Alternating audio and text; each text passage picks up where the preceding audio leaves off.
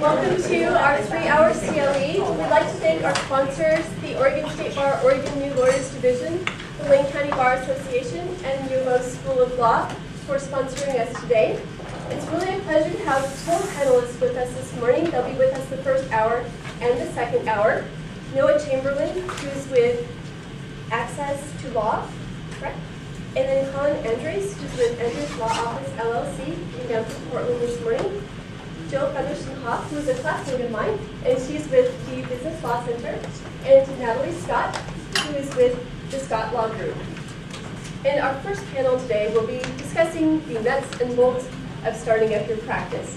And what I've asked each of the presenters to do is to spend the first couple of minutes telling you a little bit about themselves, and then we'll have a moderated panel discussion about setting up, running a law practice, what are the nuts and bolts, what do you need to know, what are some of the resources that you might want to consider in setting up your practice. And then in the second panel presentation, we'll be going over some of the experiences that each of our panelists have had and walking through how they came from law school all the way up to where they are today. We encourage questions from everyone during the course of the panel presentations, but we'll reserve about 5 minutes at the end too as well. So before we get started, can I have a show of hands of how many law students we have here today? Okay. How many recent graduates in the last 2 years? Okay. How many people are solo practitioners currently? How many small, medium firm practitioners? And any large firm? Anyone thinking about changing and going into solo practice? Okay, so we have a really great group today. Fantastic. It's good. All right, well, I'll hand it over to our panelists now for brief introductions. Hi, Natalie Scott. I've kind of been, over the last, I was an O2 grad for this law school, and my husband and I both went to law school at the same time, so we know that was. And we kind of got started out at sort of a more traditional, I guess, really large law firm setting type thing, like a summer clerkship at Herring Law. And then, oh my God, we decided to start having children. And I was like, oh, what's going to happen with that? So I kind of bounced around to different things. And then for a long period of time, Morgan and I were at a law firm in town that was probably, I'd say at its maximum, 6-attorney firm, generally 5-attorney firm. And then we started our own, and another attorney at that law firm was also an O2 grad. So the 3 of us started our own law firm. And that just happened this past year. So that was just in May of this year. So it's really fresh in my mind. All the pain of starting a small law firm. And I think there's a lot of great about it, but it is a lot of work. I'll pass it to Jill. Hello everyone, my name is Jill Featherston-Hoff. I'm a 1990 University of Oregon Law School graduate, and as Chrissy said, we went to law school together. When I graduated, I worked for a big firm in Portland for a year, and when I graduated, I was 38 years old, so I had already had a career before that, and also had a couple of businesses. So when I graduated from law school, I went and took the opportunity of working for a big firm, because I had the opportunity. And then I took that opportunity for 1 year, and I thought, okay, I'm going to do what I really want to do, which is open my own practice. So in 1999, I opened Business Law Center, and I have been doing that ever since then. I moved once, we expanded our small firm to it's still a very small firm, but it's a little bit bigger than just me.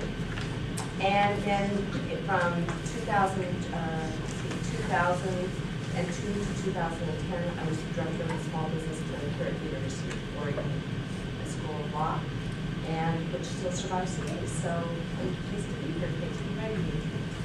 Hi, my name is Colin Andres. I'm actually the Portland person on the panel. I am a double duck, graduated from law school in 2005.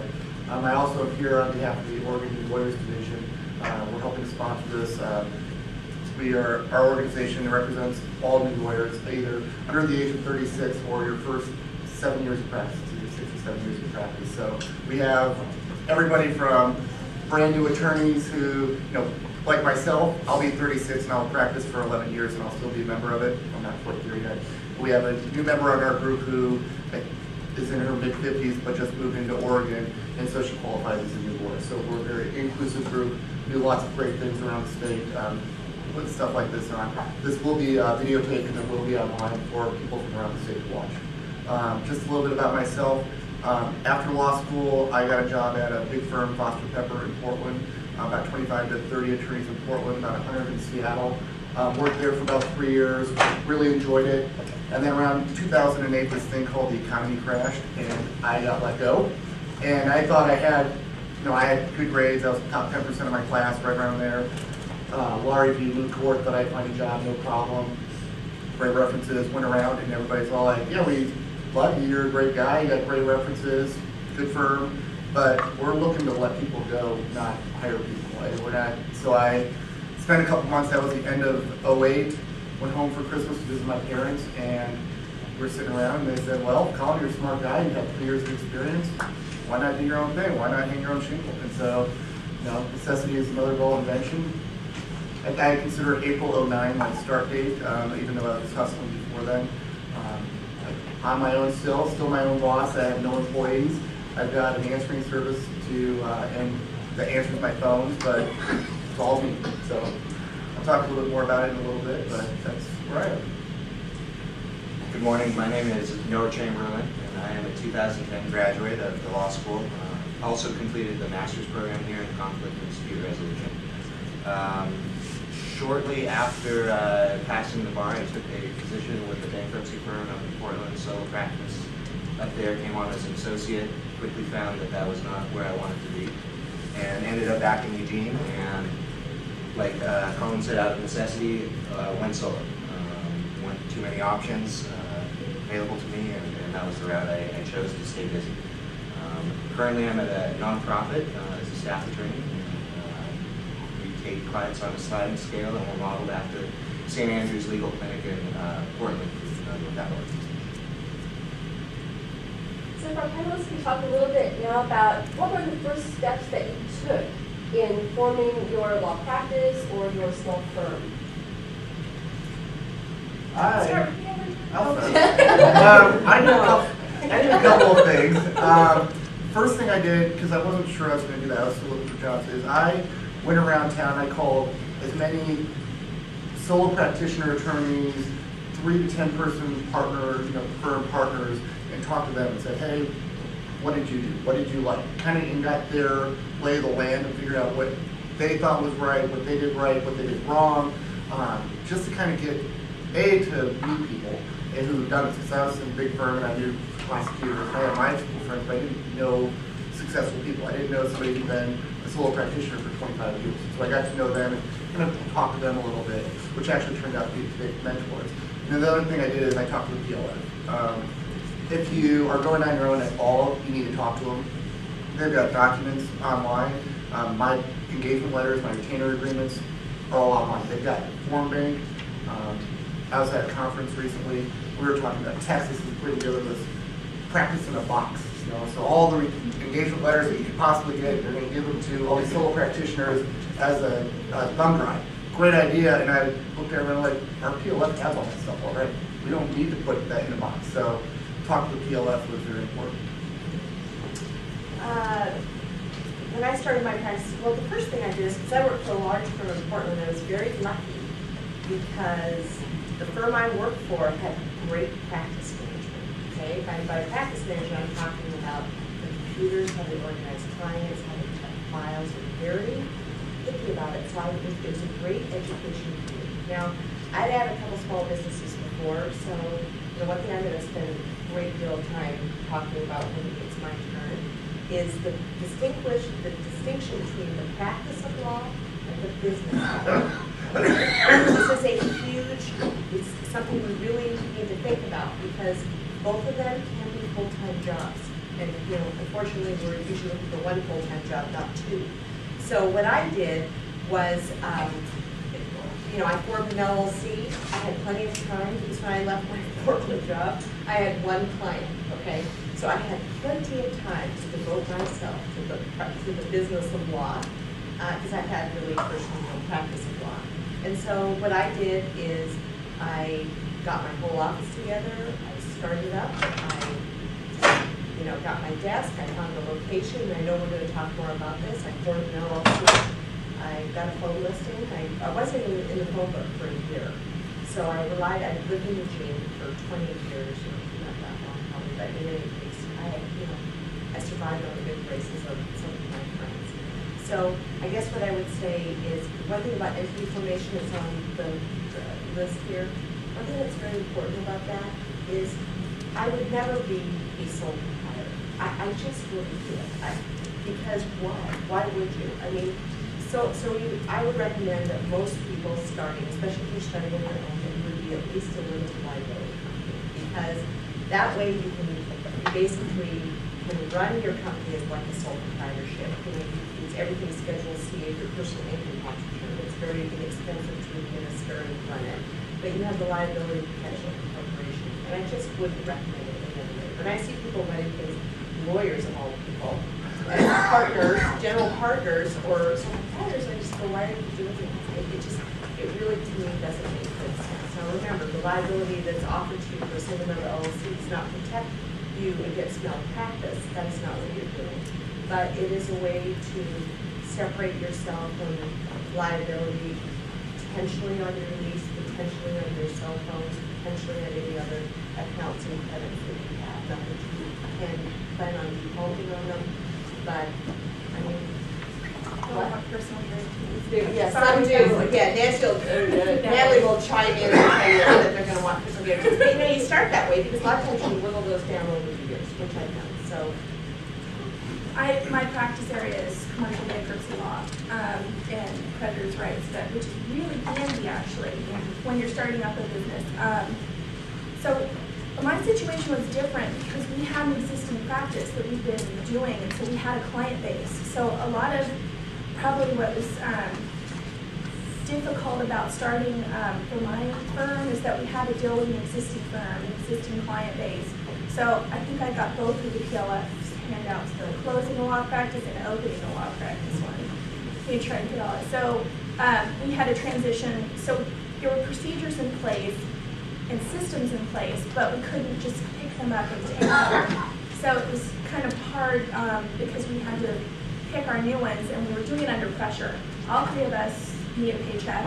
All three of us have children. And not that you don't personally need a paycheck, but it feels worse if it's a child you're not feeding, right? Instead of yourself. So it was very, it was not relaxed. It was not like I had plenty of time to think about it. It was just, okay, I gotta open a firm. Let's move.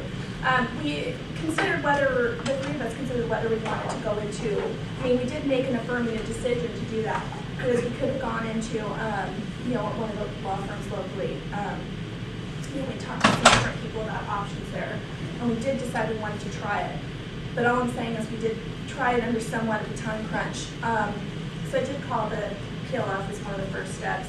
There's some other, there's the handout that I prepared where I kind of made a list of things that I went through, and I think it's page 2 where I put it takes a village to run a small practice. You don't want to be, I don't think, to the extent you can pay someone to help with some of this, as Ms. ties in with what Jill was saying, you don't want to be the computer guy, the billing person. You can try, but it's going to take a lot of your time. So if you're trying to bill enough to make your practice cash flow, to make enough money, if you spend unless you want to work 80 to 100 hours a week, which you may spend anyway, but unless you want to do that, if you don't bill enough, you're not going to make enough money, get enough money in the door. So what I learned is you don't have to hire staff to do that. There's a ton of people out there that provide like independent bookkeeping services, so you don't necessarily take on an employee to do that and have to deal with that, which is a lot of reporting and withholding and a lot of stuff to deal with employees, and we'll chat about that later. So there's a lot of sort of individuals out there that offer services. Maybe use Reddinerd, I don't know, whoever for computer stuff. So you don't have to. I came from a setting where we had all that on site, and we wanted to start up conservatively because you want to start out, slow until you see how things are going to go. And so for me, it was kind of eye-opening in the beginning to realize how many other people, and how many people, 20 people maybe, the water company, it depends, maybe you don't want water, okay. But there's just so many different things you don't even kind of think about in the beginning, and it just seemed to continue to happen. Oh, there's a guy for that. Oh, there's a guy for that. Okay, there's for this system or that system. So you really do kind of, if you have time, and you're not kind of falling into it, you really do want to check those resources. So in addition to sort of anyone who's run a business, and it doesn't have to be a law firm business, anybody that's run a business is going to understand this stuff, vendors, suppliers, how to work with people, and learning that and getting as much help and support on that as you can, so you can at some point be a lawyer and make money for your firm that you put all this time into. So I'd say my experience was very similar to Colin. One of the major differences is how many 2011 bar numbers do we have in here? So just a few of us. So one of the new programs they started in the last year is the new lawyer mentoring program. So every new lawyer that passes the bar after 2011 is assigned a mentor. And so in making my decision to go solo, I really worked closely with my mentor in choosing to go down that path. I sat down with him to have a conversation about his experiences going solo, because he had had a solo practice, worked for a firm, gone solo again, back to a firm, and back and forth. And so I would really recommend, if you're going solo, don't try to reinvent the wheel. Talk to people who have gone that route before. Talk to people who have had the experience of starting a business, running a business. If you've got family members who run a small business, sit down with them and have conversations about their experiences. I think what's very true is there's the practice of law and the managing of a business. So that piece of managing a business, law school does not prepare you for on any level. Thank you, guys. So now I kind of have a serious nuts and bolts question, and that's how much money do you need to start a practice, and where do you get it? You don't have it. If you have thoughts on that. Why is this? Well, I was going to say, let me start just because I figure I'll be at one You're the end of the newest, spectrum. okay, go for it. And work up. So I started on purely a shoestring budget. I had no money to my name after passing the bar. Took assessment of what I had available as resources. I had my laptop from law school, a couple of suits. I knew how to use the internet. I had a printer, and I had friends in the community. And so I really did a lot of thinking creatively as to what I could do with those resources. Where I ultimately landed was an office share with a local attorney who had some experience. And he and I entered into an agreement where I would do work for rent. And so I did about 10 hours a month for him, essentially as an associate, and was able to have one of his available rooms as my office space. So that's where I started from. I would imagine many new graduates are probably in the same boat. For me, it's Sounds good. cool. Yeah. It's very, like he said, everybody's gonna be different, and you can spend a lot of money, you can spend no money. I was in the lower end. Unfortunately, I don't come from a lot of money. I don't have a trust in my name, which would be really nice. I'm a single guy. I now have a girlfriend, but I live on my own. So everything, I kind of looked at it and I was trying to figure out how much I had to spend initially, and I couldn't really figure that out because I had a computer, but within a year I had to buy a new computer. I had to get a printer, and a printer is important. You don't need the $1,000 model, but you probably need a $300 to $500 model printer, scanner, fax machine. For those of us who, like my age, I never used a fax. There's actually a great story at my old law firm where I had to go to Kinko's to use a fax because everybody was gone and I never used a fax. And I don't know how to use a fax machine. but you have to fax. There are things you have to do. I have to request DMV traffic reports. You can only get them by faxing them into DMV. So you need a machine that does all that. But I got that for Christmas. I asked that for Christmas so I could get it. I had business cards. Everybody's got their own thing that's important to you, what you need. I wanted really nice business cards, but I can't afford to pay a graphic designer. Well, fortunately, one of my best friends, his wife is a professional graphic designer. And we've been friends forever. I was best groomsman in their wedding, and she designed all my business cards and my website and all that for free. A couple years later, she ended up going on her own, and I did all her legal entity work for her for free. We traded, I spent, I think, $600 to $700 on my business cards and printed and flyers to send out. So there. What I was looking at, though, is how much I need to live each month.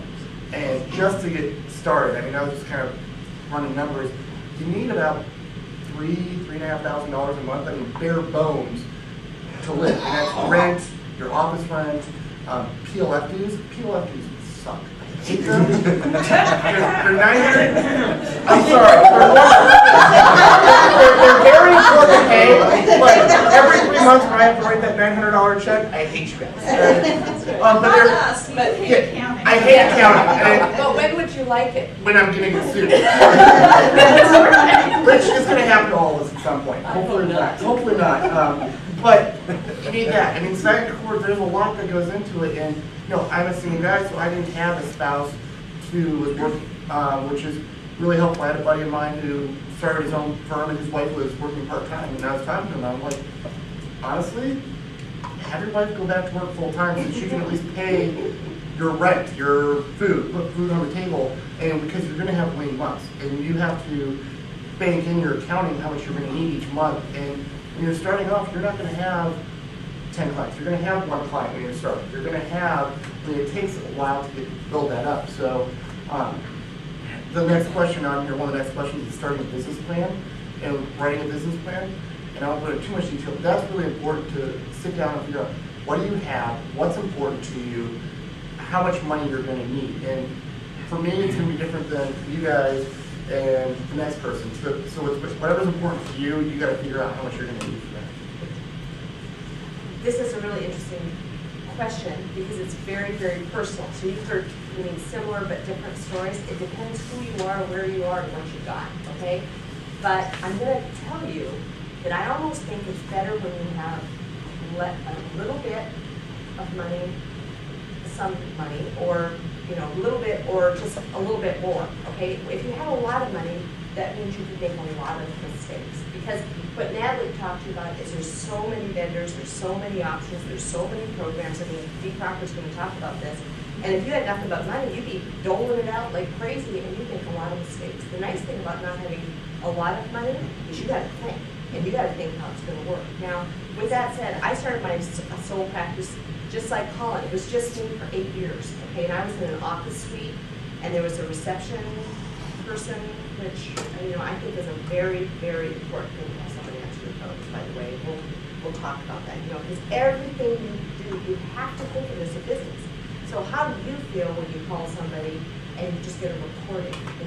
And I don't like it. I mean, now I understand if I'm going to voicemail if someone's on the phone, but you got to think of all these things. So when I started my first practice in the office suites, my rent was, I think, $400 a month, including like reception, 8 to 5, and 3 hours of secretarial. By secretarial, I virtually copying, okay, which most of that done right. Okay. So in any case, it was a humble beginning, and I had $10,000 when I started with it. Now, one thing I would say about capital, now if you have no money, then you have to do it differently. But if you have something, like I said, I form an LLC, and then whatever you have, I would actually contribute it to the LLC. Do not be piecemealing out of your personal account, because the reason is you're going to feel bad about it. You're going to go, I gotta put my money in. I gotta put my money in. Instead of starting a business and feeling excited and building with what you have, you feel like you're constantly doing this, and it's a really bad feeling, right? It's kind of like being at an all-inclusive resort. You just go up to the bar and have a drink. You know what I mean? You don't have to think, I have to pay another $20 for this drink, right? So same thing with starting a practice. I would recommend, if you have the ability, be it $1,000, be it what I had, $10,000, put it in your LLC bank account, and then that is your budget. And then you got to think, what are your expenses every month? And a lot of people, when we go into sole practice, and I was that way, you do think about, oh my God, we're going to make some money. But I was a little different. I had a partner, and I didn't have to make money immediately. With that said, it wasn't like I didn't have to make money, and I was very paranoid about it too, because what I was really looking at is what are my expenses. So I had my rent, and then like Natalie was saying, you get good professionals to help you right off the bat. You're a lawyer. Remember what your business is. The business is an accountant, okay? If you're going to start doing your own accounting, I did all my books. I still do all my QuickBooks. I mean, as far as entering and knowing what I've got in my bank account. But I have a CPA. I don't have a bookkeeper, my staff does that now, but I have a great computer guy. You have to have these people set up right from the beginning, okay? So what you're doing at first is starting a business. The other really important thing is think about spousal buy-in, okay? And I need that, use that term in the broadest sense. But if you're going to start a business, you must, if you are married or have someone that, depends on you, you need to get their buy-in. Because if they're haranguing you every single day about when are you going to make money, when are you going to make money, okay, nobody can endure that pressure. It's very hard, all right? Because you can't go into business as a lawyer day one. Even if you're billing, let's say whatever you bill when you start out, $130 an hour. If you're billing that every hour, you can't go into with the expectation of what my paycheck's going to be. You got to be going in because you're a business owner. You got to think about what are my business expenses and what am I going to be doing to build my business? Because building business results in paycheck, not the other way around. You're not building a paycheck. You're building a business that will result in a paycheck. So this is a fundamental difference. And by the way, this that Natalie put together is superb. Okay, everyone should look at this really, really carefully because she's dealt with a lot of issues on here that are very important. And the last thing I want to say is I started my business in 1999, solo, just like Colin. And then in 2008, I expanded, and we're going to talk about expansion too. But I waited till I had to, and then I probably put another, I'd say 40 grand into it. Conference room, chairs, artwork. I mean, I went from one room in my desk to, a 3-office suite.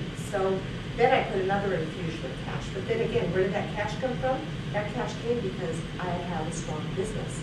And I had money in my business to take it to the next level. It wasn't me constantly, I have not put money into my business since I started to put my first $10,000 in, okay?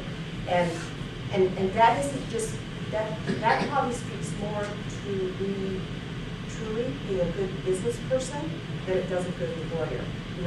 Bad lawyers can make money too, but good lawyers and bad lawyers go into business if they don't have a business sense, so.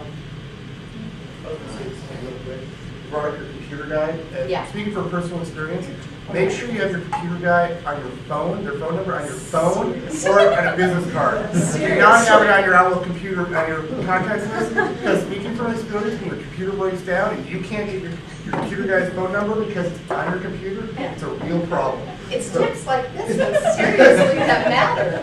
Yeah. I'm sitting there calling around. What's this guy's name? What is it? Somebody give me the internet so I can look this up.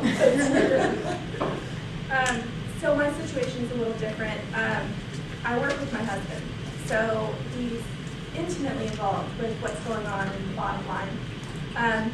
Because we also had a third person involved, the three of us kind of tried to divvy up some of this startup.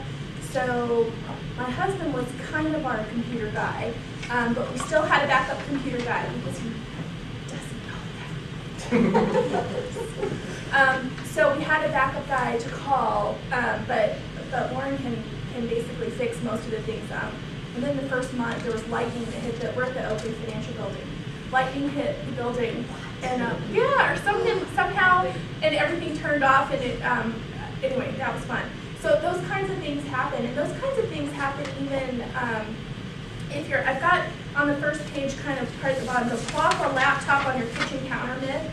I think there's this perception out there because I talked to a lot of people earlier in my career when I was thinking about doing this, and then kind of along the way, that you can kind of just flip open your laptop at home and shoestring it. And I'm not saying you can't keep things on the cheap, you can. One good thing about this economy is there's some really good deals out there. So we got a really good deal on office space where we are, and they actually built it out for us on only a 2-year lease, which is kind of unheard of. Usually you have to do a 5-year lease or something. And leases can be scary because they do usually want you to personally guarantee them. If you've got no business history, or you don't have like a second home in Vail that you could pledge as collateral, or something. No. Yeah, and like I said, it's actually, I'm seeing more and more how much our practice area really helped when we were starting, because what we do is help businesses that are in trouble. So I've seen a lot of what doesn't work. That's why they're coming to see us, is because they're having trouble. And sometimes it's, the best of intentions. It can just be the economy, but kind of understanding some of those issues. So I did attempt to do some kind of a budgeting type of thing, and it's on the bottom of page 2 and goes into page 3. And I don't know if, and maybe others can comment, but I think some of the dummies books are helpful. And one of them is, I think, called Financial Statements for Dummies. And even if you don't want to learn accounting, I'm not saying you need to take on a new area, but I think it's handy. You need to know what a profit and loss statement is and a balance sheet. And you may not really completely understand them until you operate for a while, but you should, I would really strongly recommend you get that and look at it. So a profit and loss statement is going to lay out a lot of the categories, and it might help you think, all right, well, what do I think when I start out that I'm going to spend on advertising? And if you don't have a client base, that might be kind of a big figure. And you might want to research it. You know, what kind of, do I want, and like Jill said, people come out of the woodworks. You know, here, do you want to do my service? You know, I'll get you better placement on the web. You know, I have a great referral. So price some of those. You know, do some research. What are you thinking you might have to put in each month in advertising? Some consumer bankruptcy firms put in thousands a month into their advertising budget. It does. It really does. Right. So the profit and loss statement is going to give you categories to kind of go through what kinds of things that you think you might need in your business. Office sharing is great if you can find somebody to do that with. Again, in this economy, there's some really good opportunities for either your own space, for getting better than traditional leases, less than 5 years, which who wants to guarantee 5 years, that kind of thing. So go through those categories. For income, I just kind of have an example. It's on page 3. It says, example on budgeting income. And this is just kind of a straight, take your hourly rate. That's another piece of lead work. If you don't know already what you think you would be billing, then you're going to have to, again, kind of talk around, chat around in your practice area and see what someone of your years of experience would normally charge. This can especially come up if your fees are subject to any court approval, which they are in bankruptcy cases. So you're going to have to figure out what may be the reasonable, there's the lodestar and all those things you'll hear about how to calculate it. And then so there's also what the market will bear. What are people out there going to pay? If you're in a very competitive practice area, then maybe they'll just go to a cheaper attorney. And you decide how much do you want to beat the other guy, or how much are you like, well, no, I really need this. And if they want to go the other guy, then you're just going to get crappy service. They come to me. So decide how you're going to set your hourly rate, and that can be a challenge. Then you want to estimate how many hours you think you'll bill a day. And I think when you start out, you think, oh, I'll bill 8, right? I'm there 8 hours a day, I'll bill 8. And that's not even when you're running your own business. You can't bill 8 a day. And it just happens. There's this lost time that just happens in the day. So I think I put 5 hours on. I think I put 5 hours on here. That's really, to me, good. I mean, I think it might be more like 3 or 4 when you're doing. Again, do you want to work 80 hours a week? Are you trying to keep it at 40? Do you have other, in the beginning, you should plan on more than 40. And hopefully if you get your village assembled, it might be less and more of it on lawyer stuff and not business stuff. So then you take that, and if you're doing the 5 days a week, and then I put 47 weeks a year. I think we all think we're going to work all the time. There's holidays, there's days when the world stops, which is a good thing, and you're going to need to stop so you don't burn out. So I think 47 weeks is kind of practical. So then I kind of just times it out to give you gross income. Don't stop there. Don't stop there. You will not collect all that money that you bill. Well, maybe you will, and then I'd like to hear about how you did that. There's always situations, especially when you're starting out, it's really hard to make decisions about how to set retainers, how you're going to structure up the arrangement with somebody, and even, I would always ask for one, but setting the amount, whether you're going to apply your month's billings to the retainer and ask them to replenish the retainer, or whether you're going to just hold it and make them pay their bill. There's a lot of options. So you can attempt to structure your fee agreements to make to minimize collection issues. There will be collection issues. So I think a conservative, maybe you three could comment, a conservative collection rate, which is say you only collect 70% of what you bill. And that's where I'm coming up with that number, 123. And then I divide it by 12 to get a monthly income figure. So when you're looking at a profit and loss statement, you can start with that number at the top. I think the income's at the top on those. Yeah. You can mess with how you set them up. But income at the top, then just start taking off. And don't forget, you might need money to live on. So if you take off too much, you're like, okay, I can make it. My business expenses are only 10 grand, but oops, I don't have salary. You have to buy groceries. So that's a way to kind of sit down, and then you have to think what needs to change. Can I increase my income? Can I bill more, or can I figure out a way to increase income somehow? Or I need to cut expenses. And then for startup money, the way I kind of was suggesting an approach on that is once you do that calculation, times it by at least 3 and get 3 months of operating expenses. And I would include a salary for yourself unless you are, you have your own resources and you don't need the income and you can go without an income for 3 to 6 months or however long it takes. Times it by 3, and that kind of gives you a nut to start with, and then figure out I don't know if any of you did, but I think there are resources for small businesses like SBA loans and that kind of thing. We didn't end up doing that. I don't know how practical or, available they really are. You kind of, I don't know, I got this perception there was money out there, I didn't find it. Banks, there's a lot of banks that will give unsecured lines of credit. I mean, up to, I got one when I started, $50,000 I got unsecured as a professional from a local bank. And I think a lot of them do that, up to $100,000, $150,000 for doctors and lawyers. They don't offer that. I know. No, I mean, that amount is unheard of. I've actually gone in based on previous work history before I went solar, and I was able to get 5,000, so just based on.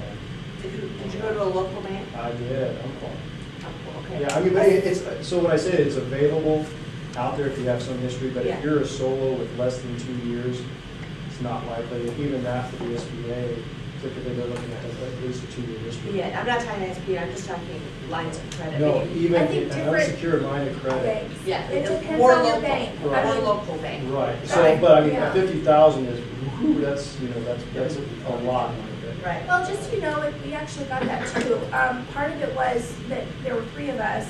I don't think we did personal guarantee it, probably, but we didn't secure it.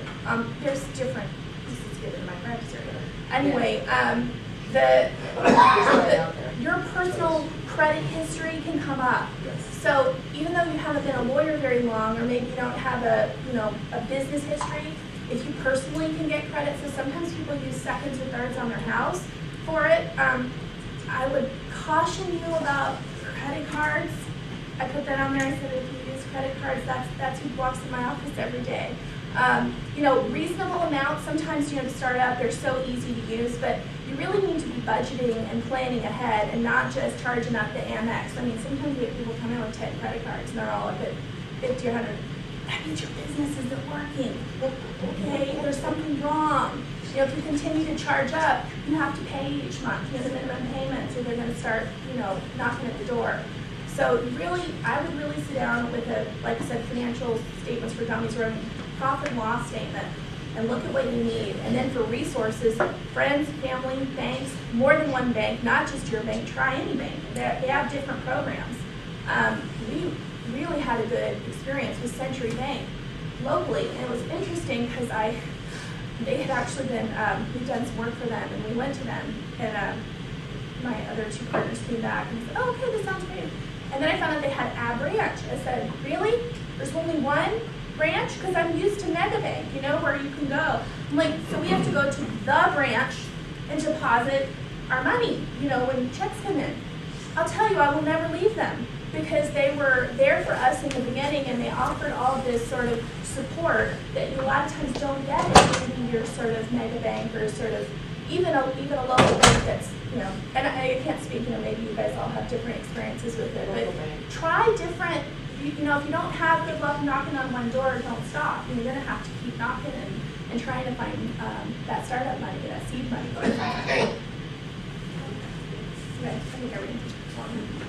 He just walked out, but Colin specifically was shaping this idea in the small business loans, and that's kind of where I was thinking Yeah. years ago. So I don't know whether you guys have any comments on that or We what. haven't, I didn't find a program or something that was available. They seem to still want a little history.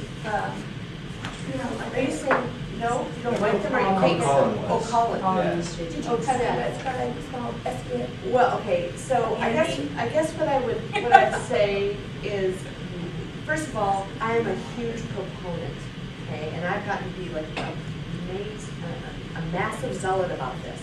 If you're a small business and you're gonna start a small practice, then get a small bank. You want enough services, and I would never use a bank, not ever, bigger than regional, unless you had some absolute practice reason to do it, okay? Because remember what you're doing, as Natalie has said, you're building business partnerships. There's no such thing as making a business partnership with KeyBank, US Bank, Wells Fargo. They're not your Not to name partners. names. Yeah, not to name names. This is being recorded. Sorry, but that's not a business partnership, right? That isn't. That is getting cheap money, getting a 0% interest card. If you have a problem with your business and you have gotten a loan through a mega bank, you'll be talking on your couch at 8:30 at night to someone in Minneapolis who is working for $8 an hour. That will be your workhouse solution. So, you know, think about it. And again, it's very tempting. You go into business, you go, oh, get this great deal, I'll get this great deal. And then something goes wrong to you, and it's gonna backfire. So I'm a zealot about it, and small banks work with you. As far as loans, there are programs if you're a professional. Credit history is king. Credit rating is king. Debt to income ratio is king. If you're going in and you've got tons and tons and tons of loans or debt, you're not getting a loan. It's just, not in this economy, you're not. I mean, you're just not. But if you have a good credit rating and you pay your bills and you have a debt to income ratio, maybe some savings, they're going to want your business, especially the local banks. So that's my 2 cents. The relationships are really important. You think about the money, but Yeah. you need a relationship. And I didn't really understand that when I started out. I worked for a solo, and he kept trying to get me to go to the bank and meet the bankers. And I was, I'd come through college and law school, I'm like, you talking to a guy at Wells Fargo? I'm like, what do you mean go meet the banker? Yeah. But you really do. When you become a business and you've got money on deposit, like your IOLTA trust accounts, and that kind of stuff, it's really helpful to be able to call and talk to a human. Like we had, when we file bankruptcy cases, we have to do transfers on the day of the filing to take the rest of the retainer, because there's a cutoff in bankruptcy between pre-petition and post-petition attorney fees. So sometimes we're dealing with wire transfers. That was the point. And if something, goes wrong with that, or we couldn't get it, it's nice that I can call up and talk to a person who knows me and knows our business and can help right away. And wants to. Yeah. So how important was it for you to establish a business plan before you started your practice? I don't have a business plan. Profit and loss statement, budget. I mean, that's coming from our experience. And we had a practice. I think for people that are starting out and they're not sure what areas they want to be into, or that kind of thing, it can be helpful to do that. But yeah, we're sort of on the financial side of things. So it's balance sheet, profit and loss statement. We look at our practice areas, what percentage of our practice is X, Y, or Z, and whether those areas pay upfront type of things or pay later. If you do certain kinds of work that's like probate work that's subject to court approval, you don't get paid till the end. Can you make it until you get paid? Did you mean to skip over location? Can I speak? I'm going to speak to it. Okay. As far as the business plan, I didn't make one, but for people that are, I'm long on business. When I started, I was long on business and short on law, okay? And so I was very good at business, and so I was starting a small practice. I'd started a small business before, as everyone has said on the panel, it's the same principle. I don't care if I'm selling donuts or selling the law, I am going to have to develop a business, and that remains constant. Okay, there's of course different variables, but it's the same principle. But I didn't need a business plan myself, but for those people that have never had a business before, taking the example of going through a business plan, and there's some great programs out there, Business Plan Pro, and putting in these numbers, they're going to help you understand what Natalie's been talking to you about. What are my expenses? And then they're going to say, what about computing? And they're, oh, I didn't think about computing. What about business cards? Oh, didn't think about that. You know, what about coffee? Oh, my word, I didn't think about that, $10 a pound. You know, I mean, you don't think about those things, but the business plan will help you kind of go through that and organize it in your mind. So for those people that are low on business and low on the law, or low on business and high on the law, then I would highly recommend that you do a business plan. A couple words, if I will, about location and who should share staff, really important. I mean, Colin doesn't have staff, I think, Noah, Do you have staff? no, We have one staff for the nonprofit that I'm at, but I You don't have staff? personally. yeah. And so I didn't have staff until 2008. Now I have 2 part-time people. There's a lot, that's a whole conversation right there of how you run it and operate. Again, you got to think. I've got 2 part-time people. They're both paralegals. They both answer my phone. Why do I have 2 part-time rather than 1? Is because if one person isn't there, I've got that business memory to run my office. If I have 1 full-time person doing everything for me and they're sick or quit, what am I going to do, right? So there's so many tips to that. The other thing is business location. It's super important, okay? There's a lot of great deals out there, but find the best location you can afford. I absolutely suggest people have someone answer your phone. You do not need to be talking to everybody that calls you. You talk about trying to bill. You can't bill if you're talking to everybody that tries to call you, all right? And the next thing is watch out really carefully who you office share with. Because I didn't realize this. When I first started in 1999, I was going around and different attorneys had spaces. And I didn't really think about what the reputation of those attorneys were because I was just thinking about starting my own business and finding a nice office space. Well, truthfully, I almost started with a group of attorneys that had I started with them, and I wouldn't even be working with them, but people would associate my name with them, and it would have been a really bad thing. So really, really think, if you're going to office share, go in with someone in their same space and they're known, think about how well are they thought of in this community. And if they're not, and find out, talk to friends and talk to other people. And if they're not thought of well, do not share office there, no matter what kind of deal you're getting. First off, that was just, I had to get up because this is being a solo practitioner 101. There's a client who just called me. And I got up this morning at 5 a.m. to make sure I had filing all ready to go and put it in the mailbox. The process server could come pick it up this morning. She was going to file this afternoon if I gave her the go-ahead to file it. Client just called me and said, hey, I was able to get in the house last night, don't file it. So it was one of those, if I filed it, I could have had it be in court on Tuesday morning and get yelled at by a judge. So you jump up. And when you're on your own, you don't really take a day off. I mean, you can take a vacation, but you check your email and you check your voicemail every day. Business plan, they talked a lot about the profit and loss and the accounting side of the business plan.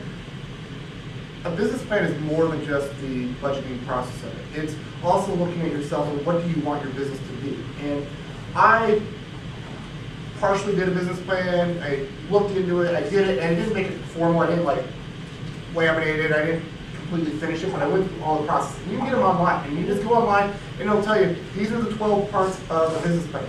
This is what is your product. You know, you have to ask yourself, what is your product? What do you want to do? I do small business transactional work, misdemeanor criminal defense. I had to define it. You can, whatever it's going to be, you have to figure that out. One of the things that was really helpful to me is the lady who did my business cards for me. She's a professional graphic designer, and I just thought, oh, hey, you know me, just do it. And she's like, no, Colin, we're going to sit down this, and we're going to do this the way I do it with my clients.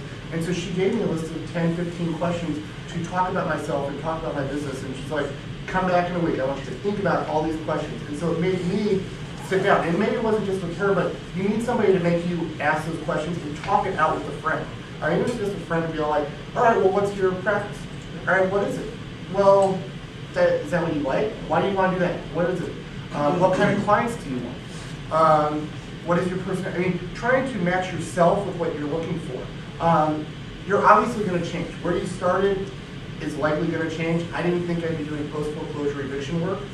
I'm doing post-foreclosure eviction work. I'm the bad guy who and foreclose on your property, I'm the guy who comes kicks you out. I never thought I'd do it, but you move that way. So your business plan changes. I mean, it's never going to be static.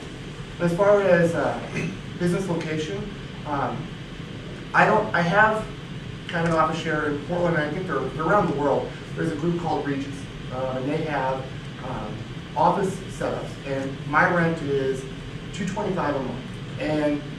But what it is I work from home and I get 2 8-hour days a month to work in an office.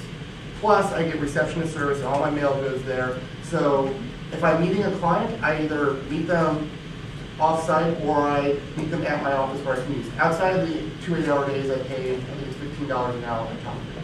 So if I'm meeting a client, I pay, and it's outside of the 2 days, I book 3 hours and I show up an hour early. I work for an hour with the client, and then I'm an hour afterwards, so I've got buffer right there.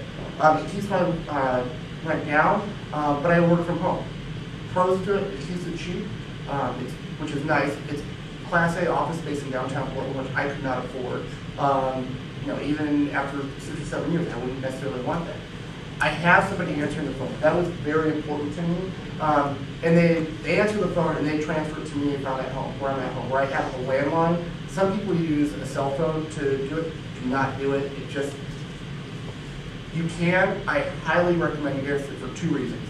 One, cell phone reception is not always good. So you don't want to be there sitting there going, oh, hey, what's going on? It's fine to give out your cell phone to talk to the client after hours or something like that. But you need a landline so you can actually clearly hear.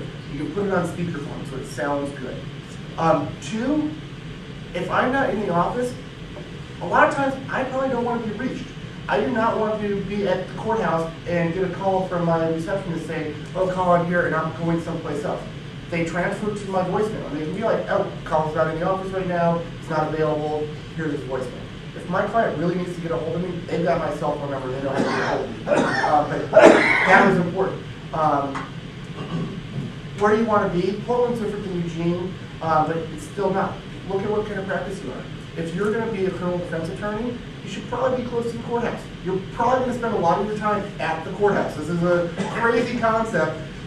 Being close where you can walk to and from the courthouse really is nice, so you don't have to get in the car and drive down there, because driving and parking, that's a 25-minute gap. You're going to spend 5 minutes getting to the car, 10 minutes driving there, 5 minutes parking. It's 30 minutes of billable time. You can't bill for that tri-time. So I work from home most days, so I'm close to the Tri-County area. I'm close to the freeway, so I can go like Washington County, Clackamas County, downtown courthouse. So you do want to kind of figure it out. If you're doing bankruptcy, you probably want to be next to the bankruptcy court. If you're doing business transactional work, you don't really need to be there. You can be somewhere outside where you can have a nice office space, but outside of the courthouse area. So one thought that I have on some strategies for creating a business plan, I would really recommend that you start by taking an assessment of what core values you hold closely to yourself. I think it's really easy to want to jump into sort of the fun. For me, what's fun in terms of talking about the nuts and bolts of how do you run a business, what do you need to do that. But if you don't know who you are personally and what core values you really hold onto tightly, it becomes very difficult then to, I think, make a business plan that is sustainable, that will work for you, that has longevity, because you need to know what type of practice you want to be in. You need to know, what are things that you just can't do, what are the things that cross the line for you, and what you're really passionate about. And those sort of, having that sort of self-awareness around your personal identity, I think really, I hold that very close to my heart, and I think that, if you don't have that awareness, you're not going to enjoy the work that you're doing. So I would just really recommend taking some time to think about, sort of those core values that you hold tightly. The other thing about a business plan, I think Colin has mentioned, I think I heard from both of you as well, that you need to have some flexibility in your plan. I'm a huge fan of checklists, but I also hate checklists. I think, sometimes the mindset I get in with the checklist is if I've created this checklist and I go down it and I can check everything off, I think I've done everything that I need to do. And just need to have that recognition that, a checklist doesn't necessarily mean you've accomplished everything you need to do to have a successful business. can do everything on your checklist and still fail. So just in making that business plan, build in flexibility, however that looks for you and however that looks for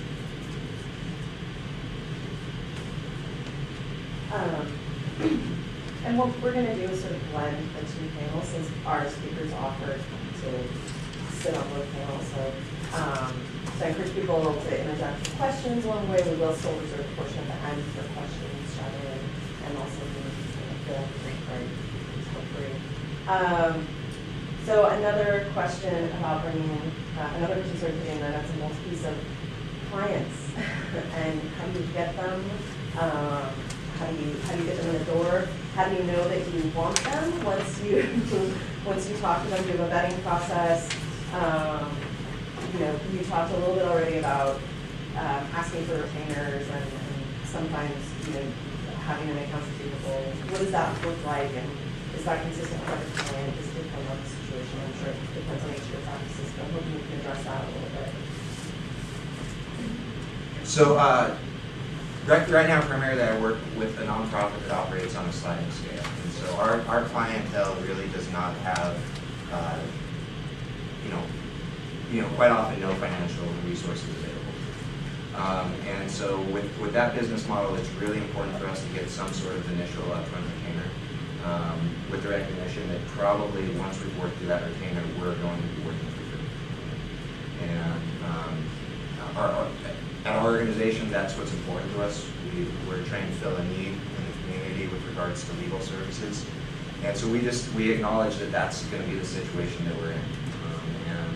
Our clients really appreciate the service, and quite often we can work out a payment plan. But a payment plan quite often will look like maybe $50 a month. And when their legal bill may be $2,000, $3,000, $50 a month takes quite a bit of time for them to make any sort of pay comment. So for us, it's really important that we get at least some sort of retainer up front, especially to cover costs. We have no resources to help if there are costs that need to be costs associated with the case, and usually there are always costs of some sort. So we need to get something to at least cover costs and at least cover some of our other costs. First part, how do I find clients? When I was looking around, talking to people, I discovered there are two basic ways, and I'm sure there are a lot of ways to get clients, but what it boils down to, you can do lots of advertising. You can really invest in your website, you can do flyers, you can do radio ads, that stuff. Or you can do more word back. And there's obviously a gradation in between how you do it. Advertising costs money. You have to have the capital. That's not something I can do. I afford it. Nor did I really want to. I think it works. One of the things I saw when I talked to people is that it's really great. Advertising will get people in the door. But you're going to get people in the door. And so I don't know what the exact numbers were, but if you think you're going to have 100 people who are going to call you, 90 of them probably aren't going to amount to anything. I mean, just after they call you. 10 of them are going to do more than just call you. It's going to be, 5 to 10 will come into the office. And of that 5 to 10 who are coming into the office, there's going to be a small portion. So you're going to invest not just the money capital, but there's time capital with it, which is fun. You see people, you get people in the door, which is very good. Getting people in is good. I went the other route. I do all word of mouth. I've got a website, but the website for me is more so somebody can come check me out after they've heard about it. They be like, oh no, he's legit, this is what he does, I know that. They have questions about it. Prior clients, I was doing some research before I came here the other day, and somebody had a 50, 30, 20 method, I think is what they said. It was, he said, 50% of your new work comes from existing clients, 30% of your new work comes from people who are not your clients, but with whom you have significant business contacts, and 20% of your new business comes from people who've learned of you from outside contacts. Something from the internet, so I don't know how reliable it is, but it's about, it kind of feels right. My work comes from my existing clients. I don't have a lot of long-term clients who are just constantly on retainer. I have clients who do a project, and then they'll call me 2 months later and be like, hey, I got another project for you. Post-foreclosure eviction work. I have a friend who I went to college with who brokers auction stuff at short sales. Whenever he has a client, he tells them, hey guys, you can go do this on your own, but my firm or my company works with Colin. He knows how to do it. Here's his rate he's going to do. He charges a flat rate plus expenses. You can tell him straight up this is what it is. And so my advertising is done by somebody else who's already got this client. It comes in the door. I do a lot of traffic tickets. All my traffic tickets, with a few exceptions, come from another attorney in town who somehow he got on a list of well-known traffic attorneys. He hasn't done a traffic ticket in his entire career, but people call him every day. His staff knows, and he actually asked me one day, he's all like, "Are you getting stuff out of this?" I'm like, "Yeah, I get $500 a pop on these." So his staff, when they call him, they're like, "Oh no, don't call. We don't handle this, but call Colin Andrews. He'll take care of that." And then they call me. So I'm not doing any of that labor. But I get out. I mean, so existing clients, I'm active. I come talk to some. I'm involved in the Oregon New Lawyers Association, Multnomah Bar Association. I'm on the Law School Alumni Association Board of Directors. I'm on the YWCA Leadership Board. Like, I am out there. Like, my capital is I've got time and energy to run around and do something. And I like it. That's the other thing that I know is you have to do what's right for you. I can go to a cocktail party, and as my girlfriend says, Colin has never met a stranger. I can walk into a room, and within 10 minutes, I'll probably know half the room, just because that's my personality. That might not be your personality. If your personality is such that you don't like that, if you're involved in your church organization, great, be involved in your church organization. If you like to knit. If you like to, you have to figure out what's best for you and attack it that way. As far as billing and vetting clients, use, as they call it, your spidey sense. It's gonna happen over time. I mean, you're gonna realize, the red flags will pop up. I had one where I had a guy who I fired after 2 months, and from the get-go, I recognized that I should not have taken this client, because when I talked to him, he's all like, well, I just talked to, I just got done with the bar complaining about this guy, the fee that he had. And like, he had complained to the bar about his fee. And I knew it was a bad idea. It was a terrible idea to take this, but I had no money at the time. And you know what? The guy was willing to give me a retainer, so all right, let's do it. 2 months later, I'm firing the guy going, why did I take this case? I mean, you'll learn those red flags, and you'll look back going, why did I not see that? And yeah, you always know it. Retainers, if somebody's not willing to pay a retainer, you're not willing to do their work. It just, other one that's always tough is some of my worst clients to deal with are my friends. And I have one in particular who is a business person, and he kind of constantly complains about my bill. And finally one day I'm like, if I got hired you to do my temp agency work, if I hired you to do that stuff, and I called you and said, I don't want to pay the 10% commission, what would you say? He's all like, well, that's what I charge. I go, well, I charge you $175 an hour, and that's what I expect you to pay. He's like, well, that's a lot of money. I go, well, 10%'s a lot of money. Why does it go both ways? And you have to, some friends are different, but friends will always try to get a little bit more. I had a friend the other day, so like, oh, by the way, I was talking to a third-party traffic ticket. I'm like, well, I'll answer a couple questions for you, but this is what I charge. We got done having drinks, and my buddies all like, oh, by the way, here's my traffic ticket. Do you mind taking care of this? Looked at them all like, really? Did we not just have this conversation? Like, I'm not helping this guy for free. Needless to say, I'm helping take care of that traffic ticket. You're hardcore. Yeah, sometimes with friends, it's better than losing a friend over it. But so billing, it's a weird process. Don't sell yourself short. I was telling Jill earlier when Natalie was talking, don't sell yourself short on your billings. You're smart. You know a lot of stuff. Don't walk around and think you're not worth what you can charge. Maybe the client can't pay, that's up to you to decide whether they can afford it and what it's not. Don't go crazy. You can't lose the client, because I'm constantly fearing, well, if I charge this, is he going to run away? Then you probably didn't do a good job up front explaining what the situation was and how much it was going to be. So it is a really tough thing. All I can say is 3 years into it, I'm still learning it, and probably 5 years from now and 10 years from now, I'll still be worried about it, but you figure it out. So quickly, just one thing that Colin said. One question that I always ask is, have they talked to any other attorneys before coming to see me?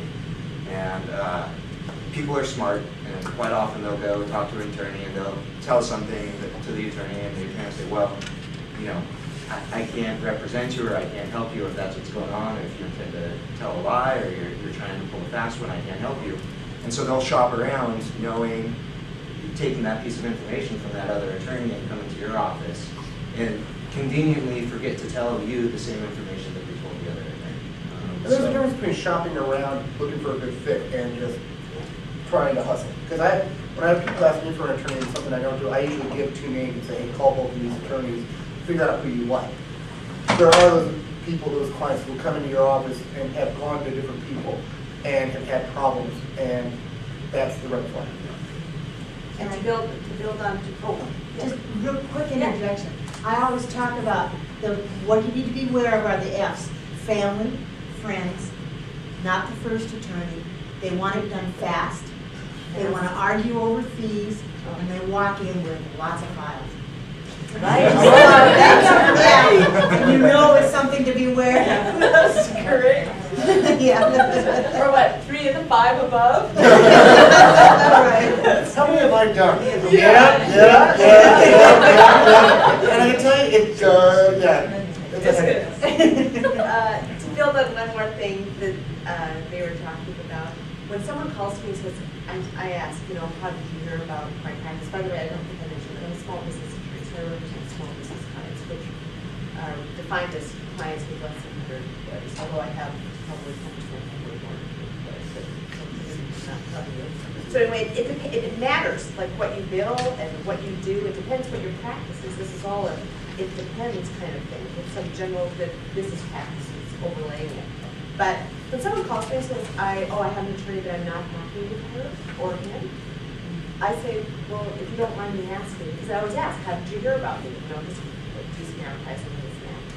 And if they say, well, you know, I just had some problem, charged me this whole thing, and I'm not happy, I say, I always try to talk them out of it. Okay, number one, I'm in a small community. And, you know, if I did bankruptcy law and someone called and said, well, I don't like gambling, I said, well, I can get that, you know, and okay, I'll take the client. And then she finds out, right? That's not going to be good for our relationship, all right? And so I don't want that. But if a client really wants to change, I'm all right with that. But if they tell me it's a bill, they go, you know, I was just unhappy, I got a bill from Natalie, and I didn't do that. I say, you know, have you talked to Natalie about that? Have you done that? And if they say, well, no, I say, you know what? I'd be happy to talk to you. If you're unhappy with her, I would be happy to talk to you, because, you know, sometimes they're a good client. But I said, but I would ask if you would go back and talk to her and see if that works out. I still didn't hear back from them, okay? Now, maybe they just called Colin. Yeah.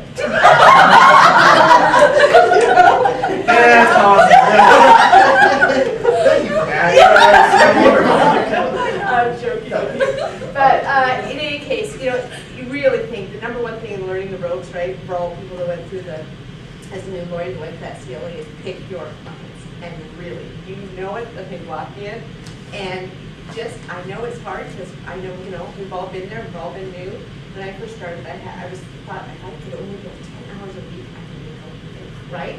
And I built it up from an hour a week to building on top of that, just so you have perspective, right? This doesn't just come overnight. However, getting clients, I would say do great work, have great customer service, be a great manager of clients. Don't make clients call you to find out what's going on. You need to think. Like if I'm working on something and I know I'm going to be done in about 2 weeks, I have my assistant, or in the past did it myself, called and made an appointment or emailed them and let them know when can you meet with me in 2 weeks. You never want to be an attorney where you always have clients calling you. Why? Because you can't do any billable work, because everyone's calling you and saying when their work's coming. You're all stressed out.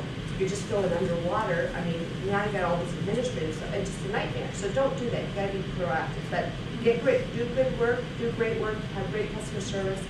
Give referrals to other people. And this goes back to what we've all been talking about, is creating strong networks, right? You get referrals from CPAs, from other lawyers, from other clients. But if you don't take care of people, I call it the web. You know, if you're not creating a web, and I mean giving, then, you know, it starts with you. You give. And if you don't give to get, you just give. Like if I hear of somebody that, you know, needs some foreclosure work or some bankruptcy work, you know, I'll think, oh, I don't do that network, and I'm not much more than I'm going to refer them to people I think will do a good job for them, right? And I'll say to the client, let me know how they did, and if they do a good job, then I'll refer again. One thing about that, I always, if somebody calls me and I don't do it, if it's a divorce case, first thing I do is I say, you know what, I don't do this, but give me, I know a bunch of people who do, give me 24 hours and I will call you back with a couple names of attorneys. And then I call the other attorneys and say, hey, is this the case that you want? That's two things. Now that client thinks, hey, Colin's a really great guy, he doesn't do this for me, but he helps me out. And they're much more likely to call this other attorney because I referred him. Second, the attorney now knows that I gave them the business. They might pay me for it later, but they know I gave them the business. And whereas if I just tell a client, hey, call Jill, call Natalie, call Noah, they're gonna, a lot of times they're just gonna be like, got your name from some other attorney in town. And then, not saying you give to give, but you also want to get something back. You don't want to lose. Well, you're helping. You're creating a web. That's a business network. You know, people talk about networking like it's a dirty word. The fact is, you can do it in a way that suits you. It's not like you're out there. It's like people getting cards, right? I don't go to the room and go, I mean, I did today actually. But Jim, I requested it. Yeah, that's right. Well, thank you for that. In any case, but in a party or whatever, I don't go up and say, oh, Christy, hi, I'm Jill. I just wanted to use my card, right? She didn't ask for my card. And what's she going to do with that? She's going to like, okay, she's going to get home, pull it up, and go round file, right? She doesn't want it. But you need to be yourself. And I think, as Colin was saying, don't be someone you're not. Don't try to get business. You basically get out there, do what you like to do. When you get work, you do a good job, and you build it from there. I mean, it's fundamental. And you see people work in a room, and truthfully, I feel sorry for them. I mean, I do. I just think, I know you're trying hard, but it's just not. People have to come to you. Let people come to you and give them every opportunity to do that. And so that would be my thought on getting clients. And it's very hard, and everything that's been said already is just pay attention to it. It's all so true. The vetting process, I mean, it's the gut test. It's what Dee said. I can't say it better than that. That's all those things you pay attention to. And how do you retain clients? Well, again, it's the same thing. Do a good job for them. All right. And as far as accounts receivable and collections, here's the thing. In 11 years of practice, I have probably had less than $7,000 not paid to me, okay? Meaning people have stiffed me on my bill for $7,000 in 11 years. Now, there's other money I've written off because I've just done something for the client, but it was my choice. But I am the not the bank of Jill, okay? I am not. And so I get a retainer. It's really important. I do not ask for another retainer because I'm a small business attorney. I have ongoing relationships, unless they don't pay their bills. But what I tell clients, here's the reason you can't let accounts receivables go, especially when you have ongoing clients. You and your client need to be on the same side. If Natalie's my client, she needs to feel good about me. She can't take a look at me, and every time she sees me, she goes, oh my God, I want to take rent. And I have problems. I got more problems than last time. That is pitting us against each other, right? If I go to Natalie and say, Natalie, you know what? You need to pay my bill. I don't worry about it. You need to come to me and let me know what your payment plan is. And I'll make a payment plan with her. But she needs to feel good about me, and I need to feel good about her. And so that's, I'm just tough about it. And now I've just got clients that pay the bills. But I'll tell you the other thing. So 2008 hits, and I've never had an accounts receivable problem. And all of a sudden, I'm looking at my accounts receivable on QuickBooks. By the way, everyone should have QuickBooks. It never does this. And I see this accounts receivable, I'm like, good Lord, that's like that. And so what can we do, right? So I implemented a late fee. I never had that before. And then I revisited. So, okay, here's the thing. I turned 50 this year. And what the problem with turning 50 is this, that you think certain things you've already tried before. I tried that, it didn't work. Like, this is the problem with aging generally. I was like, well, I tried that. And you go, when did you try it? 30 years ago. It's like, okie dokie. So the thing about growing older is we always have to remember to revisit. So I looked at my accounts receivable and I'm going, this is a problem. And what was happening is because I had no late fee, no interest payment, and all of a sudden all small businesses and everybody was just either scared or out of money. I know exactly what they did. Oh, look at Jill's bill. Jill's great. We love her. Right? You know, she'll understand, you know. So anyway, what I did is I revisited something I tried many years ago that was too cumbersome, which is Visa, okay? So Visa, all right, it used to be gauche for law firms to take Visa. And it's like, oh, you know, we pay cash and checks because we're a law firm. Okay, you know, I pay almost everything with my Visa now. I do, I really do. And because I get points and all kinds of things, and people were requesting it. And what was happening? Our firm was saying, oh, I'm sorry, we don't take Visa. In other words, we might have just had a big sign out front that says, you may want to pay, but we can't let you pay. Okay? And I thought, what kind of business model is that? Client wants to pay with Visa, let's revisit it. So there's a great site, everyone should write it down, it's called Law Charge, and it's set up just for lawyers, and there's a lot of other good ones too. I think the Multnomah Bar Association has a Visa plan too. And boy, oh boy, it's, I don't know, 24 cents plus 2.4% on everything that I take, and boy, oh boy, it's been the greatest thing. My accounts receivable went like this.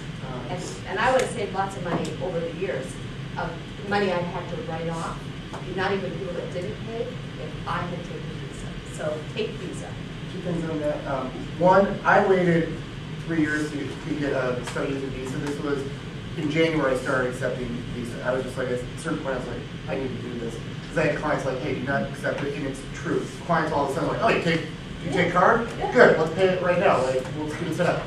However, I'm glad I didn't accept cards for the first 2 years because there are some tricky things that you have to deal with. I mean, you can't, if you're going to do it with your trust account.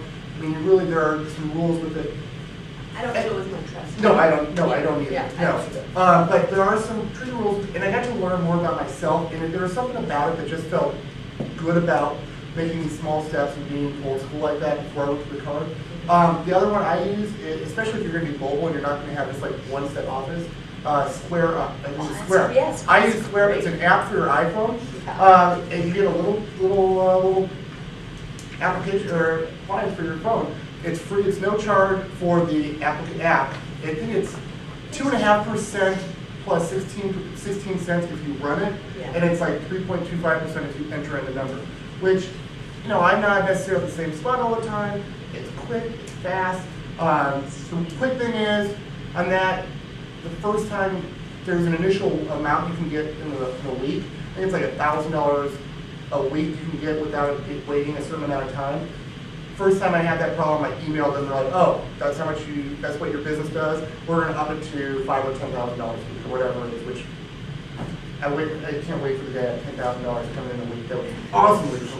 But so there are things out there. So know that you can get it. It's really cool. I mean, I just have it with my phone and client can call me on it. You shouldn't have a lot of practice with other people. Because I mean, you're basically saying no to money. Get right back to the office. Again, we're a commercial bankruptcy law firm. So we're generally going to be often telling clients to stop using their credit cards. So I think it sounds great, you know, for other practitioners. I can see why. I don't see any reason not to do it. We're a little weird. That's not the only way, but so we don't do credit cards. I don't know. A lot of people that hang a shingle and are kind of trying to do this early might do consumer bankruptcy work. And I see someone in the audience that does consumer bankruptcy work, so maybe other people have input on this. But generally, that may be different. You know, they may handle it a different way just out of sort of practical necessity. But there's I'm kind of rusty, but I think it's 90 days. Help me, Margaret. Before filing, if you run up a credit card, you know, the credit card company can have that, or can take action to have that declared non-dischargeable. Anyway, and that was not legal advice. Are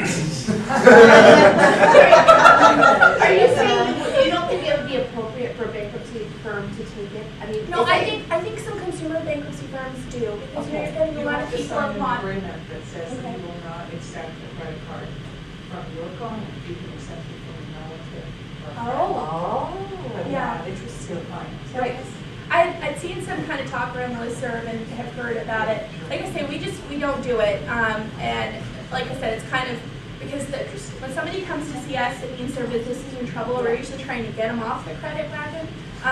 Sometimes they've got other, it's really not pleasant when we get referrals from other attorneys a lot, and it's not pleasant when they come in and have another attorney they haven't paid, but most folks know when they send them to us that they're like, yeah, I know, and I hate this, but they're a really good client, they just can't make it, and I think they need to talk to you guys. So we don't take them, but I think that's really kind of a specific. So but if you are starting out, and one of the things you're thinking about starting out into is consumer bankruptcy work, because there's a lot of it out there, and it's good luck. You need to be real careful in that practice area. I think a lot of people hang a shingle and charge $500 to do a bankruptcy case, and you can get into trouble fast. It's a complicated area of law, and there's a lot of kind of what you have to do a volume practice. You have to file a lot of consumer cases to make your cash flow to make it work. And you really absolutely have to have a good paralegal or legal assistant to help with petition prep work, and that you're going to do that kind of agree with that. What we do are larger cases generally. They're business cases, so it can be like a Chapter 11 reorganization. Those could be $30,000 to $50,000 cases. Again, why my firm needs 3 of us. And right now we've got 3 staff people. Because you can't handle and we're not handling, Country Coach, or some of the local big ones. Generally, those go to Portland for help. And why am I going into my practice area? I'm sorry. I think what I'm trying to get back to is the clients, because you guys were talking about how you get them. So I thought it was really, really good when Noah was talking about getting your values straight, kind of what you want to do. It really depends on your practice area, how you're going to get your clients. So I think we're very fortunate. We've developed a niche practice. There's basically no one else outside of the Portland area that does Chapter 11 work and this kind of insolvency planning. There are some people that dabble here and there, but that's kind of, so if you can find an area where it's a niche or it's something that not a lot of people are doing, great. But sometimes when you come out, if you don't have any kind of other, and even if it's other non-law experience, like if you had 10 years before you went to law school doing something, and that could help you develop a niche practice, great. But sometimes people come out of law school and they're going to go with consumer bankruptcy work or the sign up for criminal defense, representation, things where you have other things in the community helping you get work. And I can't speak to that as much because that's not the route that I took. In bankruptcy, it may come up in other areas as well. This notion of the free consultation, so there's discussions, in terms of how you're getting clients, whether you do free consultations. Well, I think that may be kind of a common thing with consumer bankruptcy firms. So sometimes folks will call us up, and we don't do that. And I have kind of some thought process behind that, which is if you start them out thinking that it's free, it's real hard to turn the clock on later. So, we say it's X dollars for an hour and a half, that's just to do the consulting, and if they don't call back, I'm like, well, then that wasn't going to work out, because most of the stuff we handle is a lot bigger or more involved.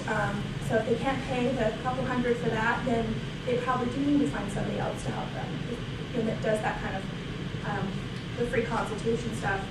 So if you're in a practice area where there's a lot of competition, again, I think I can speak to that as well, because that's tough. When you've got there's a lot of consumer bankruptcy attorneys out there. But I think developing lawyer referrals, like all of you were chatting about, is essential. And if you hand somebody a card at a gathering, they don't know you from Adam. They've got your card, but they don't know if that just, because you handed them a card or because you chaired a committee doesn't mean you're a good attorney. Maybe you're the only one they know in an area, so maybe they'll try you. But it's really going to be your work product, So we probably get, I don't know if the 50, 30, 20, but I think you get at least 50, maybe more, is from other attorney referrals. Because like I say, we're specialized, try to know what we do. To develop that, we did just a couple months ago, we did a mass mailing. You can get email lists from the sections from the Oregon State Bar. So you request it, and then they'll give you a list with the section members' physical addresses, and email addresses, and we actually did an actual letter and sent it out. So like, for our practice area, I was picking things like the business law section or business litigation section, because those I also do appeals, so unwittingly I got the trial litigation section. That was kind of enormous. But so there'll be 800 or 1,000 lawyer names. It may not even be people you know. We ended up kind of paring it down to people that we knew. But just to start out, I had another friend that started did her just appellate practice, and she just started, I think it was the trial lawyer. I don't know those sections. The ones, is it for the Oregon State Bar though? There's a section for like trial or litigation. I don't know if it's just called litigation. And I think it's probably 1,000. And I think she doesn't just appellate work. And she just sent a 1,000 letter out, and she did it once, and she got several clients. Once she did the work for them, then you build on that. That attorney sees that you did a good job. And the same thing is true the other direction, like Jill said, which is find other people out there to refer your clients to for other services. It really will come back to help you. And it's a nice thing to do. They're nice, you get more, right? Yeah. One thing I did is I actually sent a letter. This is like in 2008, and I sent a letter to all the people that I have been referring to for the past 10 years. And I said, send me your business cards, and we are going to, Business Law Center is going to create a book, and we're going to put your business cards in it, and we're going to refer you to our clients, and we reserve the right to pull you from our book if you don't, if we hear anything bad about you, right? But I have a book, and a client comes in, and I said, I need a CPA, and I've got 3 CPAs, or I need a web designer, and I've got that. So I said, here's some people that clients have liked, and help, just help other people. I mean, we get so focused on ourselves. Especially like when they're coming in and we're dealing with a sort of distressed business situation, we have sort of our go-to person to help. There's a lot of businesses, and hopefully you won't be one of them, that you when you come in, you kind of have a box with all your papers in it. All these scary papers that you don't want to deal with. They might be past due notices. They might just be credit card, statements or that kind of thing. But it sort of the business hasn't really been run, in a sort of organized manner. So we have a person, a consultant type person that helps with that we recommend, and then he goes out and works with those businesses. If they're having other issues, like why is their business not cash flowing? Why aren't they making a profit? He may be able to go out and talk with the people in the business and say, okay, you've got too many employees, unfortunately, or your management is kind of prioritizing the wrong goals, and maybe you want to consider not making this product and make this one. That kind of advice. Those kinds of people are really helpful to have. You have somebody that's really intimately involved with your practice, that you're depending on some kind of a non-lawyer, that you have a close connection to be able to have go-to people for that. It can come back, then those same people can think of you the next time they have a client that's facing an issue. I was going to skip ahead a little bit in the outline in the interest of time, and just see what your feelings are on how your mentors and the relationships that you've built up along the years have helped you develop in your practice. Well, I have a couple of mentors, friends. Being your own boss and being your own practitioner, you have to have people you can call. And you constantly have to be able to talk to somebody. And not just on something you don't know and know where to go, but to actually just think out loud of the case. If I have a criminal defense case, I might know where I'm going to go on a trial, but it helps to talk it out. And so a mentor doesn't necessarily have to be somebody who's been practicing 10 years more than you. It can be a colleague that you respect. The two big mentors I have are criminal defense attorneys in Portland. They work together, Thummel and Newman. Their associate, or another partner, they just made him a partner, was a law school classmate of mine here, graduated from U of O in 05, Penn Eater. And he's been working with them for 5 or 6 years. When I went on my own, I started picking up some criminal work, and so I started talking to Bill and Bob, and they refer me work, but they're a small shop. They have Bill and Bob who have been practicing 30, 35 years. I mean, if you got high income and you get a DUI, maybe the first guys in the state working on top. They practice. I think Bill has tried a case in every county in the state except for one. So they've been around. And they have been, because they're only associate. They don't have any other associates. Well, they're these 3 attorneys who have this huge practice. They can't go to all their little hearings. Like you have case management hearings in Washington County, which are just a complete waste of time. Like somebody has to be there. You physically have to have an attorney there for 2 hours. Well, it's a complete waste of time for Bill or Bob to sit there when they're charging a client $15,000, $20,000, $10,000, whatever it is, when they can have multiple clients. But for me, who's got time, they can pay me $75 an hour to go sit in the case in the courthouse and do it. Helps me 2 ways. One, I get cash in my wallet, in my pocket. I know their check's always going to clear. B, I get to the courthouse and I get to talk to all the prosecutors, the judges, other defense attorneys. And it's not just little Colin Andrews in his little practice. I'm going in there as a representative of Bill and Bob. And so everybody immediately goes, oh, Bill and Bob like you, they trust you, therefore we're going to trust you. And so I have to be on my best behavior. It makes me like, all right, I don't want to, skirt their, talk ill about them or do bad work for them because then it's going to look poorly on them. But on the flip side, it helps me out. So it gets work from them. It's nice to talk. I have a couple of attorneys, one in particular, friend / mentor. He's been practicing 25, 30 years. He's an environmental litigator. Nothing I possibly do. I don't do environmental law. I don't do civil litigation, except for my eviction stuff. I don't do that at all. But he's a good friend. He's been practicing for a long period of time. So if I have questions about how do I deal with a client, how do I deal with, developing my practice, or just life in general, it's another person I can talk to. So you have to have feelers in all the world. I have attorneys at big firm when I have a business issue. Hey, Matt, this is what I'm thinking. I know there's some securities issues here. Like, what's your feeling on this? What do you think? Where do you think I should go? You have to have lots of people because you don't know all the answers. You know a lot of the answers, you know where to find them, but you need to be talking to those people because if you don't talk, you're not going to think of something that somebody else will point out to you. So mentors are important. So just a couple of things off of what Colin said. Recognize what the mentorship relationship is. And I think it's great that Colin has a relationship with some mentors that are able to throw him some business. But as a new attorney, really recognize that your mentor is not somebody you're going to ask for work. You're not asking to get a job with them. The quickest thing to turn a mentorship relationship sour is to ask them for a point, or to ask them for overflow work, or to try to get something out of them. They're already giving you a lot in terms of their time, experience, expertise, and to me, it's far more valuable to have a solid mentor-mentee relationship than to have, maybe they give me a case on occasion. And if they like you, they will refer work to you. I mean, you don't need to ask for it. It's like with Bill and Bob, I didn't have to ask for it. They're like, well, we got this over because they did, going back to the do good work, because they did good work, they do it. If your mentor, if you're good to your mentor and you're not asking to, but you're like, hey, can I work? I'm not going to give it to you. But if you are there and you ask legitimate questions, they might go, hey, I got this research problem. Can you help me out with this? We'll give you a little bit. Interest. Yeah. Yeah, I think it's great what you're saying. Again, I always go back to be a good mentor, right? And be a good mentor, and even when you're brand new, you think, well, who want to hear what I have to say, right?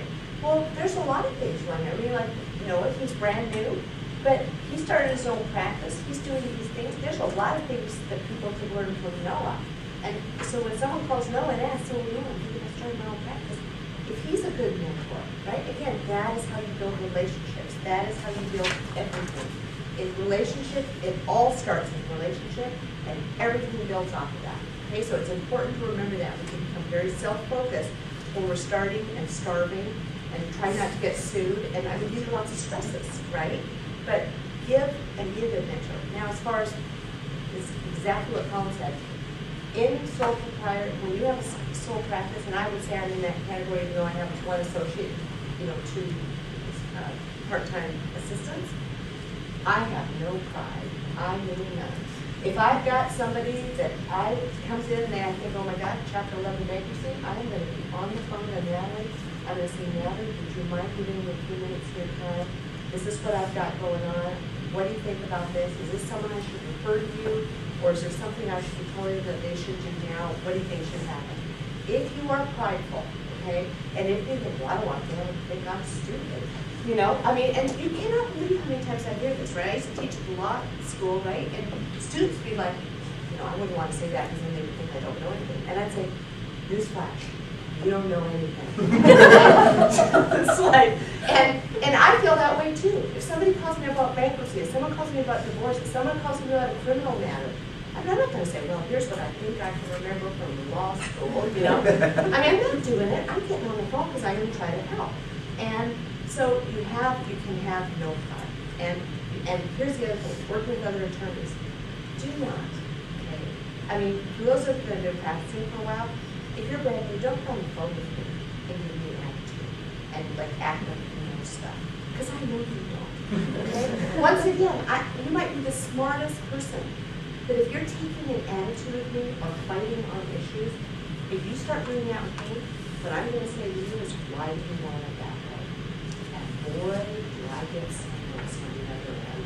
Because half the time they're fighting to try to be zealous advocate, but they don't know why, right? They're just saying, well, that doesn't sound reasonable. And I'm going, but why not? Pause. I say, look, if there's something that you don't like about that, let me know what it is and we can work on it. But I'm not just going to have a fight for fight's sake, okay? Now, in business law, there's business reasons, there's issues. And if you're a business lawyer and you're fighting with me, we're going to be talking about those, so think about it ahead of time. So what I'm saying is, if I'm working with a more experienced lawyer than me, if I don't understand something, I will say to them, why is it that you want it drafted that way? They say, well, I'm not sure. My client refuses to change. So I'm the one that now is less experienced. I'm going to say, why is it you want it drafted that way? See, I'm learning something. I'm not saying, well, I'm clueless. I'm completely clueless. You know, I mean, I don't have to be self-disclosing in that kind of way, but I am going to ask them a question. They're going to say, we want it this way because of X, Y, and Z. And I'm thinking, oh, I didn't really know that. I didn't really understand that. Okay, fine. Like there could be a bankruptcy issue, right? And I don't want to put it in there, but if I'm dealing with Natalie, she's going to say, the reason I want it this way is because X, Y, and Z. And then I'm going to think about, now I understand the issues. Now I'm going to go back to my client and I'm going to say, you want it this way because X, Y, and Z. Now, what is it that's where that could help us or harm us? Nothing? Okay, fine, let's do it. Okay? So always be willing to learn. Always be willing to be open. If you're zealous advocate, being a zealous advocate means that you understand the issues and you have explained the pros and cons to your client, and your client has decided what they want to do. I don't need to take tone or fight. I can be open and I can learn from Natalie, and then at some point I can say, here, can you say, I actually understand it. My client is not willing to do it. There we have it. Okay? So be open, be a good mentor, and be willing to be mentored, even by people that are senior attorneys than you that they know. A lot of people know more, not everybody, but a lot of people do, and be willing to learn it. Rather than, don't fight first and learn second. Learn first and be a zealous advocate second, if you feel that you need to be at that point. I think part of it too is with the question about mentors, understanding what that means. You're talking about this formal relationship through this program. I didn't have that type of relationship. So I think there's probably different kinds of mentors. So it sounds like Noah's talking about you possibly have a mentor that's not in your practice area even. It may or may not be in your practice area. It may just be an attorney in the community, just somebody to talk to about anything and everything about the stress of lawyering, which a lot of us can speak to even if we aren't in the same practice area. And it sounds like Colin was working with someone who was in kind of a related practice area. And it sounds like some of us too went through sort of the process, which is instead of graduating law school and trying the shingle, we maybe went to a firm for a year or two or 7, to try, and there's where your mentors are, because if you have other people on site and available that you can talk to, I think it's hard with new lawyers. You feel a lot like, I don't want to ask a question because it makes me look stupid. But if it's somebody you're working with, like a supervising attorney type of a relationship, you can go ask him or her, and you feel more safe asking that question. For bankruptcy, there's debtor creditor listserv, a discussion listserv. A lot of times there's posts to that, and I think the bankruptcy bar in general tries to be real understanding about that. But we're always reminding, people are always trying to remind each other, remember those lawyers, lawyers too, and judges and the Chapter 7 bankruptcy, all the bankruptcy trustees, there's a lot of folks on there. So you may not feel as comfortable posting to that kind of a listserv because you're you're showing, you know, everyone your, Underside. yeah. So they have, I think they have, like in Portland, I think there's a group called Circle of Love that's real focused on like sort of the news. So you have where you can actually go in a room and the new lawyers committee type things, and you can chat with each other. And to the extent they can bring in experienced people, and you feel like you can ask these questions or talk about these things in what feels like maybe a little bit more safe environment, so you don't feel like you're worried about things like, you know, because it says right there in the ethical rules you got to be competent, right? So, you know, you feel, I just posted to the whole listserv my incompetence, right?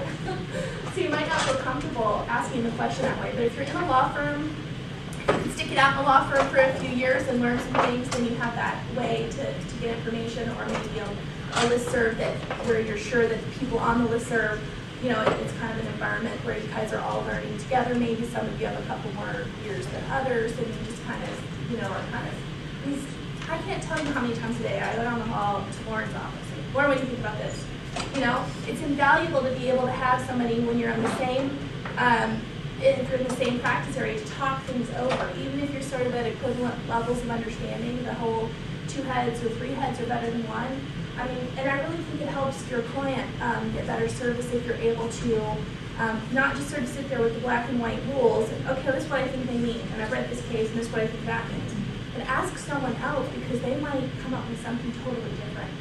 So if you can find mentors outside your practice area for things like stress and dealing with, you know, the ins and outs of lawyering, I think that's probably a little different dynamic than if you can also find people within your practice area at varying levels, where it's another, whether it's another newbie that you're kind of like, here, I know I feel comfortable with you, let's be stupid together and talk about this, and then go ask the partner, you know, or something like that. So you have that kind of, so I think very valuable that like the different kinds of mentoring can come in different shapes and forms. So. Oh, can I say one thing more with this? Looks, Kirk, he graduated with Noah. Okay, so he works with me at Mrs. Law Center, and you know, I go to him all the time, and I'll say, Kirk, what do you think about this? Because here's the other thing: once you go passing a while, you think you know everything, and you think you've seen anything, and you think you understand things. Yeah, many times I'll ask Kirk, and he's brand new. He's got fresh eyes. And I can tell, like in the beginning, it's like, well, I don't want to be wrong. I said, Kirk, I don't care if you're right or wrong. I just want to know, what is your impression of what I just told you, right? And then he'll say something.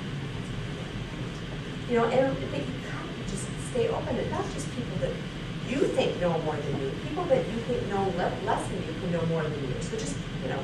There's actually a really good example of that. The year that we were in law school, they changed they changed Article 9 to revised Article 9, and changed a lot of UCC practice. So of course, I come out, I don't know the old UCC. I mean, we learned both in the class, but I didn't practice with the old UCC. But so a lot of the questions sort of when you're starting out was from practitioners for 20, 30, 40 years saying, what did they do in revised Article 9? You know, what does this mean? Because you just sort of actually are fresher and had it happened to the bankruptcy code too. They wouldn't mess the bankruptcy code up in 2005.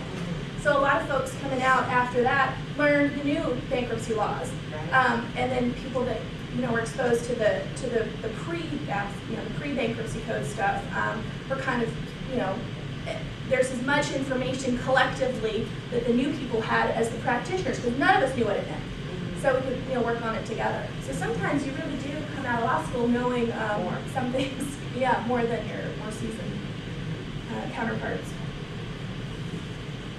I think we're going to open it up to questions now. It's only about 10 more minutes left for this panel. So we're going to open it up. We have some more we can ask. If there are some questions from the folks in the audience, give it a chance for anyone to chime in. Pass on a tip another attorney gave me about my mother started practice at age 56, just getting out of law school at age 52 in Illinois. She had all these built-in networks of the Democratic Party and the Symphony Guild and all these people that would come to her, and they said, we understand you're brand new as an attorney, you don't know much, but we understand your life experience relates. You'll understand what I'm having to deal with this relative, this family situation, this child, this ex-spouse. So she had this built-in clientele. Downside of it is they were friends, they expected free help. So the way she worked it out, she found that when she did it for free, then people didn't value her work. And then they'd expect other people, oh yeah, she did it for free, go to her. So what she did was she billed a full amount of what she would really want to get for her case.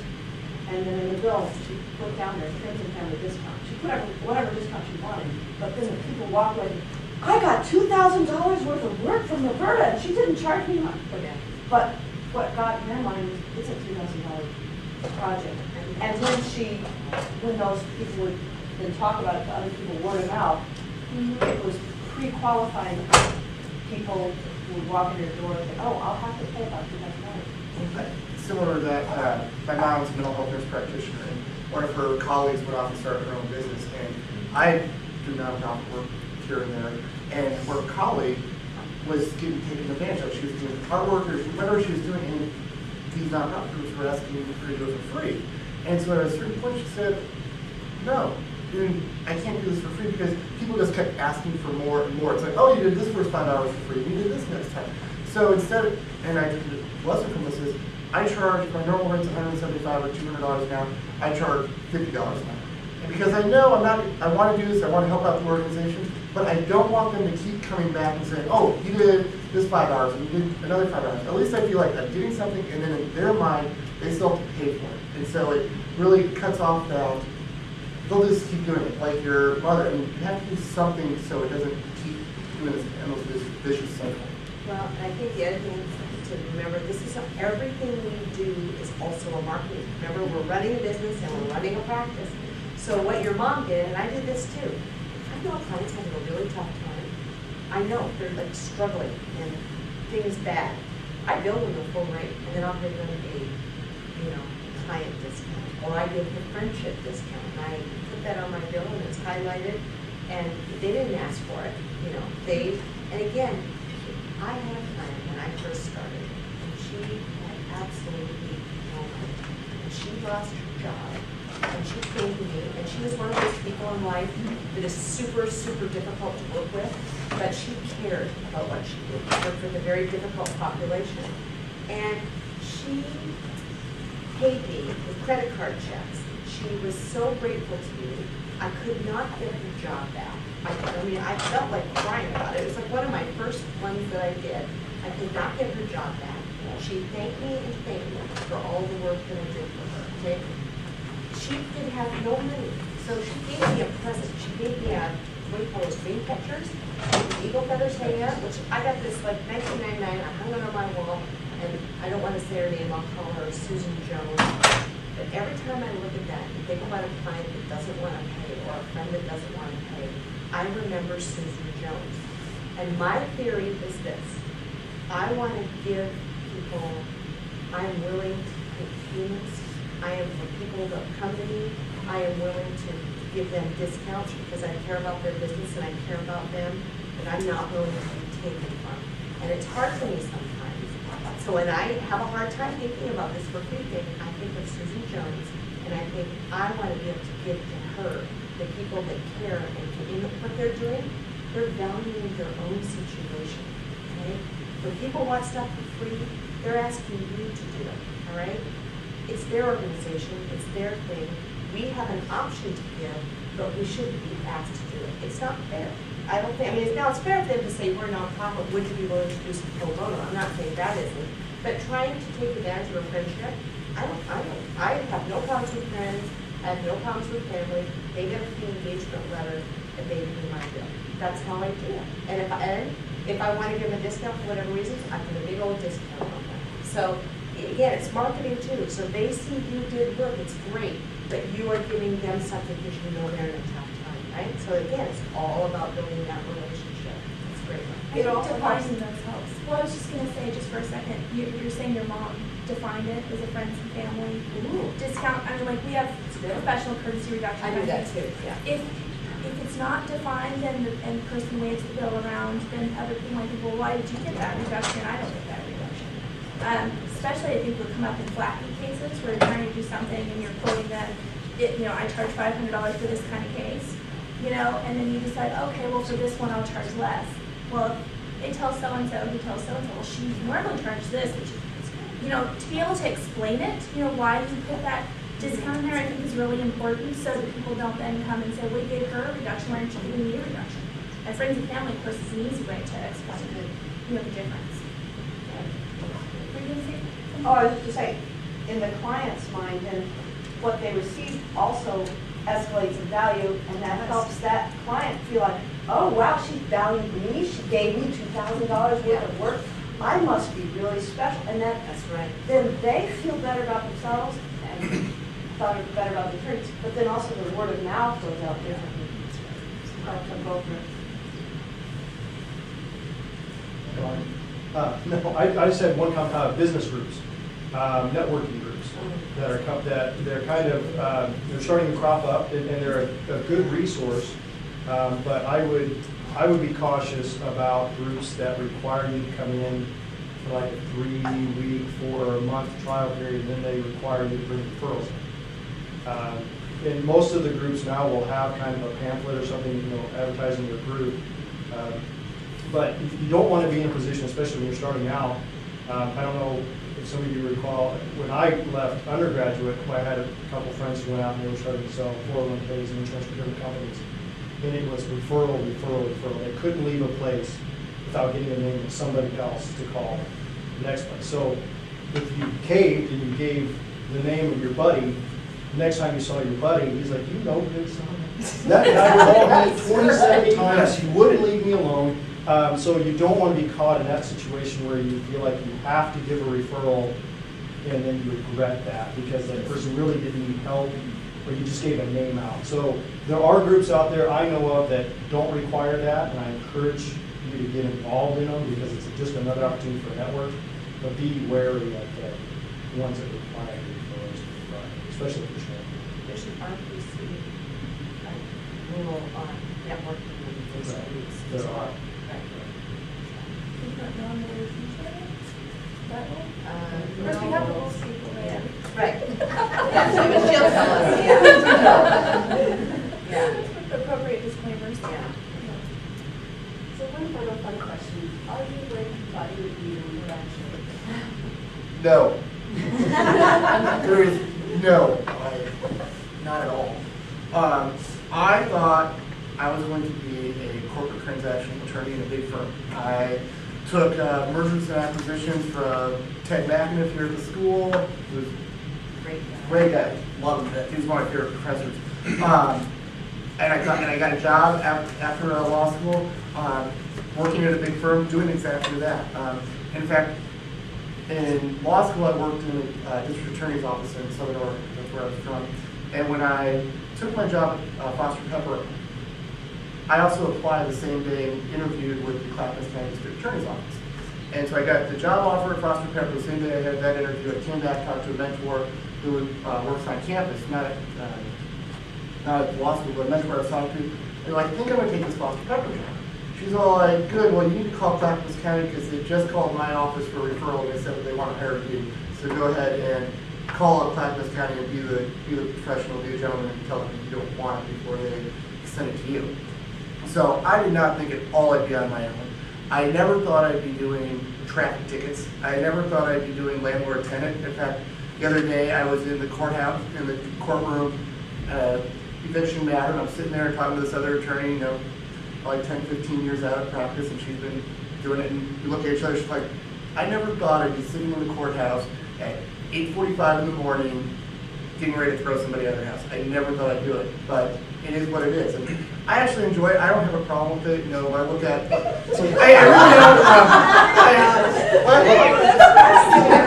really don't. My thing is, somebody's got to do it, and in most of those situations, the grantor hasn't paid their mortgage in 12 to 18 months. And I rent an apartment. If I don't pay my rent in 10 days, I get thrown out. So that's how I maybe I'm justifying it to myself. But I just justify it. Yeah, I enjoy what I'm doing, but it's what I need to do. And the other side I would go back to is my parents, who know me better than anybody else, have said, even a year out, when I wasn't making any money at all, I'm not making a lot of money now, but I was struggling, working from home, like really kind of in the dumps. My parents still said, you're happier today doing what you're doing than you ever were at the firm. And we knew you liked it, and I had courtside seats to the Blazers, we had a suite at the Rose Garden, all that cool stuff. I still wasn't really happy. And now I've got client contact, my clients and my clients. I need to go to the courthouse, as silly as it is. I like being in front of the judge. I like talking to other attorneys. I like being out there active. So I'm not where I thought I'd be, but I'm happy with what I'm doing. I'll just say, I just think that's great. I mean, you know, really, for people, I mean, a lot of you are practicing already, but that's great, right? And I think that it's really interesting, the big firm, you know, law school, big firm is pushed. Like, you know, only losers don't go to a big firm. And, you know, big firm, it just wasn't for me either. It just, I mean, I was older too, though, and that's part of it. I kind of walked through my share of walls and kind of wasn't pulling the splinters out, and I kind of didn't want to do it again when I was almost 40. So, you know, it's like, do what you want. That's a great story, I think.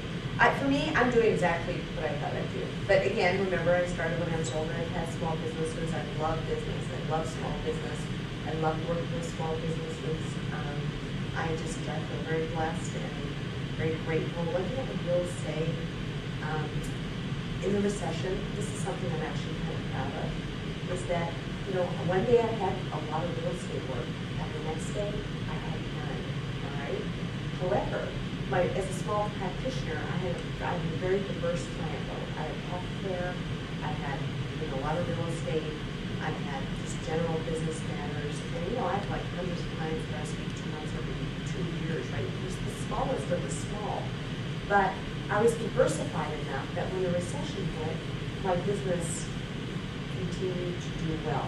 It wasn't going like this anymore, but it was going like this, okay? So I think diversity is not always possible, but finding diversity in whatever practice area you have is very, very important to withstand the recession. But as generally, I'm a small business attorney, I absolutely love it. And I actually am doing what I want, and I didn't know I loved it quite so much. So I'd say it's a great profession, I think. We're too often together in there. Have hope. We're over the time. Can we have additional time? Go ahead. I gave you the best I found. 2 more minutes.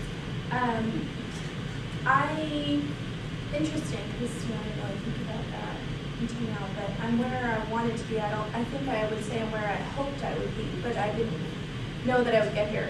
And I know I'd get here 3 kids later. Well, Andy's got me beat. We have 5 over there. So, when you come out and you're sort of, I think you are kind of steered towards the big firm setting, and you kind of were trying to do the best of the best and whatever, and I did a clerkship, you know, at the Court of Appeals, and kind of go in a certain route, where you think things are going to go. I got pregnant with my first child at that job, and I started talking to people about how could I get flexibility, and it was interesting how much the response was, get a nanny. Not, you know, kind of, and a lot of women lawyers who had come through and done it. It wasn't a, well, you can work part-time, or you can work from home, or you can, and now the remote possibilities make solo practice and small firm practice possible as well, 24/7 practice, good and bad. So I got a lot of this pushback, kind of like, oh, you can't, you know, you need to put in your time. You need to put in your, you know, 5 years, working 50 hours a week, even here in the larger firm settings, before you're entitled to ask for that, you know, I want Mondays off. And I said, that stinks. That's not what I was hoping. You know, I'd seen the Tom Cruise, The Firm movie, and was like, I do not want that to be my law experience, but I do think I'm interested in this field. So what I think I'm most excited about is that I've gotten to this point, and I'm not working 40 hours a week, but I am home Fridays, besides today. But generally speaking, I am home on Fridays. I can work at night so that I can leave during the day and go to my children's events or things like that. There's some flexibility with the schedule, and I know I'm getting into a different panel discussion now. But so for me, I didn't think about it sort of, but now that it's happened, it's a good place. I'm glad to be here. I was going to make one other thing, not about me, but about the Oregon New Lawyers Division. I brought some, if you're not involved at all, I brought some sign-up sheets. We have a variety of committees to get involved with. We do stuff all over the state. We'd be happy, we'd love to have people involved. I'm sure these people, the other panels would like to say, and if you have any questions for us, let us know. But if you have any questions about the New Lawyers Division and how you can get involved, let me know. I'll be here all day. Everyone in the Old Smith will actually too, so do not get rid of me. Thank you very much to all of our panelists. Great information, and thank you for sharing all of your thoughts, tools, and tips with us. We appreciate you being here. Welcome back, everyone. We're going to start our panel presentation. We have with us Steve Crocker and Brooke Schmeichel, professional liability lawyers. They're here to speak about the starting up of a law practice, trust accounting, and some of the pitfalls that people may encounter when starting a practice. So with that, please welcome Steve Crocker and Brooke Schmeichel. I'm Steve Crocker, and this is Michaelis. Thank you very much for being here. What we're going to talk today about, not everything, but what we hope will be those things that you need to be cautioned about and the pitfalls of being a solo practitioner. So Deb, I'll let you start. So one of the areas that we will lead off with today is the area of trust accounting or managing your IOLTA account. And the reason is, first, that the bar takes it very seriously. If you make a math error or simple error or a bookkeeping error, that may seem nominal to you, but in their eyes, there's strict liability, and they don't really care to hear that that was the nature of the mistake. Because trust accounting violations, whether it's not protecting client funds, not providing an accounting to the client, overdrawing your trust account because of poor math management or accounting errors, these can lead to bar discipline. So we want to make sure that you have the tools in your toolkit to avoid these kinds of situations. And in addition to disciplinary action, you want to be aware of possible malpractice claims. 40% of the malpractice claims that we see every day at the PLF involve an administrative error of some sort. And those administrative errors are basically missed deadlines, and that comes from poor calendaring. Conflicts have caused a big problem lately, especially among large firms, but even small firms are getting involved in conflicts now. And of course, we have the old lost documents. We had a claim not too long ago where the janitor threw away a box that was thought that was all garbage because it was next to the garbage can, and that box was all of the estate information for the estate. So lost documents do cause problems. We have the founder of our practice management program, Carol Wilson. I know used to tell a story about how she was visiting a law firm one time, and they were looking for a document. The secretary needed this, or the lawyer needed it. So she actually sat there with her watch and time how long it took them to find it. And I think 45 minutes later, they finally found the document. So this is our sort of humor relief here. But the reality is that dropping the ball isn't actually that funny. We don't want you to do that if it's avoidable. But again, we can help you get your practice off to a good start, and that's our intent today. So what are we going to talk about? So we're going to teach you, hopefully, in a short little hour, how to better manage your trust funds, to better manage your deadlines, and to watch for those conflicts of interest. And then you can avoid having a disciplinary or ethics complaint or a malpractice claim. Exactly. So when you're spending clients' money or you take a retainer in from the client, this is what's going through their mind. They want to know where their money is, how it was spent, can you account for it? This can be a big deal. So we want to talk first about the fundamentals of to whom does the money belong. So how do you determine if it's the client's money? Does this money actually belong to the client? Well, of course, a retainer that you receive from the client, until you've actually earned it and accounted to the client for it, that is their money. So that belongs in your trust account. Secondly, anytime you get a settlement proceeds, a check that is made payable to both the client and you as the attorney of record, any settlement proceeds must go into the trust account. You cannot run those through your operating account, although I've worked with firms that thought they could. And last but not least, the one that's overlooked a lot is overpayments. You can never have a credit balance in your accounts receivable. Never. If a client overpays the amount of their bill, the amount in excess of what you've billed them must go into your trust account until you've earned it. Okay. So when is it your money? When do you actually get to keep some of the funds? Well, understand that to take money and deposit it into your general account, it is a two-step process. People often forget about the second step. So number one, do the work. But secondly, bill the client. Clients are entitled to that accounting. It isn't just a nice thing to do or a good marketing tip. You are ethically obligated to provide the client with an accounting because in part the client's entitled to dispute the bill. They can't dispute the bill until they get the statement from you. So do the work, bill the client. When you've done that, you've earned the money, it's yours to take. Or it starts to get complicated, you can vary that by contract. And I noticed that Natalie, in her outline that she provided, talked about this a little bit. You can say in your contract with the client that the fee is earned upon receipt. We're going to have a slide later where we get into the details of how you do that properly, and Dee and I will both talk about that. But you can specify this up front. And if you do, then not only can you, but you must use the general account because you have agreed contractually that money is yours. Just like Dee said, we've both run into people who thought that the trust account was the holy grail, and if I run everything through my IOLTA account, that somehow blesses it. Actually, if you put more money in the lawyer trust account because it was earned upon receipt or you did the work and billed the client, didn't take the money out, you're commingling, and that is a trust accounting violation because the purpose of the trust account is to hold somebody else's money that doesn't belong to you. It's not your personal savings account.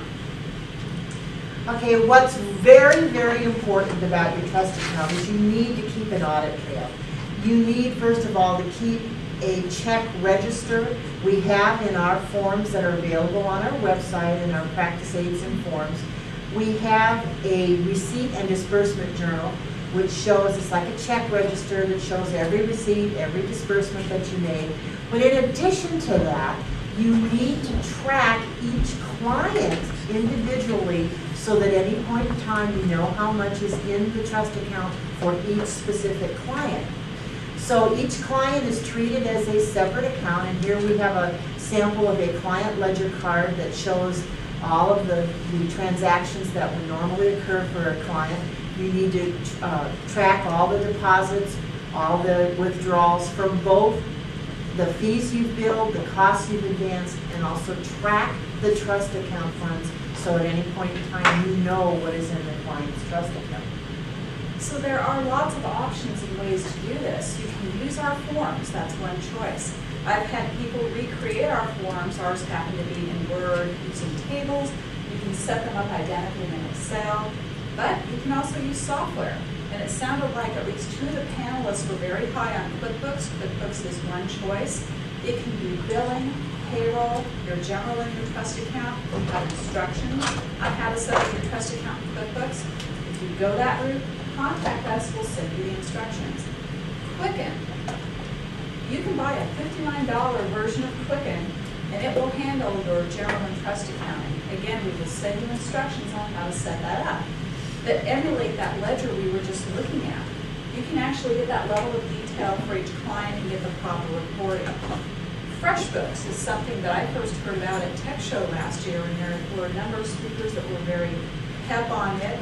It's SaaS, web, or cloud computing. SaaS means software as a service, web-based, cloud computing, all referring to the same thing, meaning that you use your internet browser of choice, you get on the internet, you go to a secure data server, that's where you interact with your client information. Carbonite is a cloud-based backup service. FreshBooks happens to be a cloud-based time and billing accounting product. The tiny URL that we have under the icon there is a shortcut that you can enter into your web browser, and it takes you to a product review. So if FreshBooks is new to you, you haven't heard of it before, go read about it. They advertise that they also will help you process credit cards, do e-billing, those kinds of things. So you can certainly look into it as an alternative. They offer a free trial, and otherwise, if you have 2 or 3 accounts, and up to 3 accounts, clients that you're managing, it's free.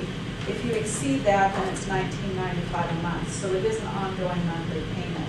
I mentioned Quicken is available at $59. That's a one-time purchase, except it is a good idea to keep your software updated. They come out with a new version every year.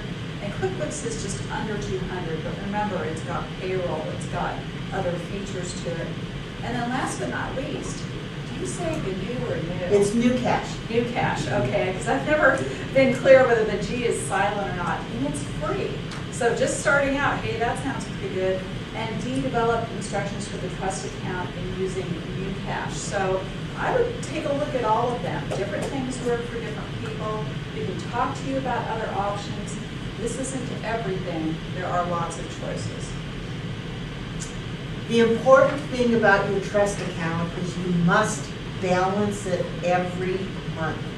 If you wait longer than that, things can happen that you're not aware of.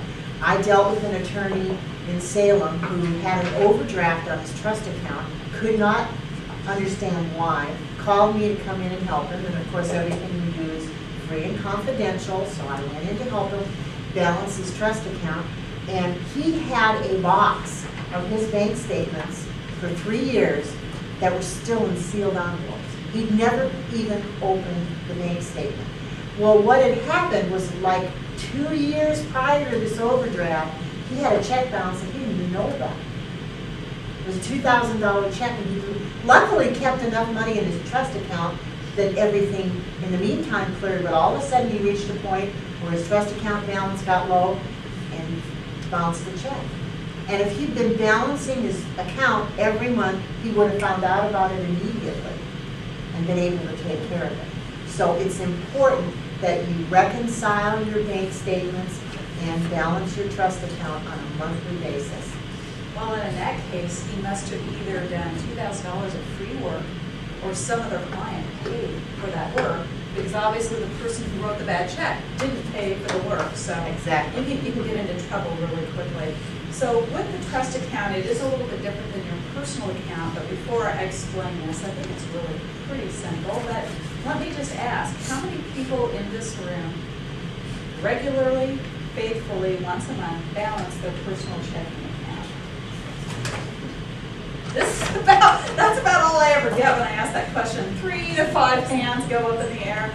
Okay, well, Is you that need personally or different- if somebody else does? Well, I will accept a spouse Oh, okay. balancing the Then, account. all right. Okay, somebody in the household balances the account. Well, you're going to have to change your habits because you need to really reconcile your own trust account. We'll talk about protecting client funds and certain things that you should do, but one of them is reconciliation, because that's how you personally satisfy yourself that everything is in order. So since you're a little bit of newbies, when you get your bank statement, either online or in the mail, on the back of it is actually the form to reconcile and all the instructions. So it will lead you through it. We also have a trust account reconciliation form. You can go to our website, osbplf.org, and you've got the cover page as part of your handout. Go to the trust accounting practice save category, get the reconciliation form. But here's what you're aiming for. You're going to take note of what the bank balance is. In this example, $1,000. I like to deal with round, easy figures. And then you're going to go to that register or that receipts and disbursement journal and say, all right, what does that show? And you're always going back and forth between it and the bank statement because there might be something in transit that hasn't cleared. But you're trying initially to get the bank to agree with the check register. Okay, well, so far so good. Bank says I have 1,000. My register says I have 1,000. But don't think that you can stop. Your work isn't done. We need to go back now through those client accounts and add up every single client, their present balance, and make sure that it agrees. That would be a true three-way reconciliation. So in this example, keeping it simple, we have 3 clients, A, B, and C. A has 200, B 300, C 500. That totals $1,000. Great, because that matches the register and it matches the bank. If you ever are going back through your ledgers and you cannot get them to add up to what the bank says you have and what the register says you have, you need to get to the bottom of that. It's probably that you made a deposit and forgot to credit it to a particular client. Or you wrote a check and forgot to, deduct it from that client's ledger. But get to the bottom of it. If you run a report in Quicken or QuickBooks, one of the things I know that Quicken does for sure, it'll show you the breakdown for the clients, but then it has a category called Other. If you run a report and you see money sitting in Other, it means you didn't identify to whom it belonged. You have to go back and figure that out. So reconciliation, I think, is probably one of the most important things. And I did a seminar last month for Bar Disciplinary Council, all of them, showing them how to reconcile a trust account. So I can tell you, those are the 3 things they will be looking for. to Now, make sure now they that- know how to do it. Now they know how to do it, and they're looking for Thanks that a lot, Dave. 3-way reconciliation. Okay, our panel earlier this morning talked a little bit about credit cards. I will tell you that we highly recommend to attorneys that they use Law Pay. And that is one of the benefits from the Multnomah Bar Association. If you're a member of the Multnomah Bar, you can definitely sign up through them, and their rates are low. They charge a very small transaction fee. What we like about Law Pay, the difference between using Law Pay as a third-party credit card provider rather than using processing through your bank, is that most banks will only allow you to use a bank account for your credit card. And if you are allowing clients to charge retainers, then you must use your trust account as that account. And that creates a problem because the banks take the merchant charge, out of that deposit. So you need to immediately put money into the trust account to make the client whole. So that if the client charges $1,000, they have $1,000 in the trust account, and you've made up the difference that the merchant fee was. If you search the internet, you will find lots of articles that tell business people in general that you can charge your clients for this merchant fee. However, I will tell you that passing on merchant fees involves it implicates the Regulation Z and the Truth in Lending Act. And as a result of charging a client who uses a credit card, you may find yourself in a situation where you have to give discounts to clients who pay you in cash. You have to provide all kinds of disclaimers and notices. And I think generally it's much wiser when you're using credit cards just to absorb the merchant fee as a cost of doing business. It's just easier to do it that way. What we like about Law Pay is that they only deal with lawyers and they know what a trust account is. So when you go to make a charge with Law Pay, and you can do it online, you can use the Square, you can do it all different ways, but when you use Law Pay, at the time you make the charge, you tell them this is a retainer or this is earned money. And they know where to put the money, and all merchant fees are deducted from your general account. So your client is always kept whole, and you never have to worry about making up those funds and how much is it going to be, because sometimes the bank, you don't know until a week later what fee they took out. So I highly recommend that if you're going to use a credit card, look at a third-party processor. And Law Pay is certainly not the only one. I heard another one mentioned this morning, but I think it's one that you should look at because you do get a discounted rate if you're a member of the Multnomah Bar. I've had some attorneys contact me about, well, shouldn't I worry about chargebacks? Well, chargebacks can cause a problem because if the client complains to the credit card company, they can charge back the money and withhold it from or take it back out of the account. But, you know, in all the years, I've been with the PLF 20 years, and I've dealt with a lot of attorneys who use credit cards, and I've never known any to have a chargeback problem. That doesn't mean it won't happen, but if it does happen, all you need to do is immediately put the money back into your account to make up for the difference. So, yes, there is a possibility it may happen, but I don't think it's enough that you really need to worry about it.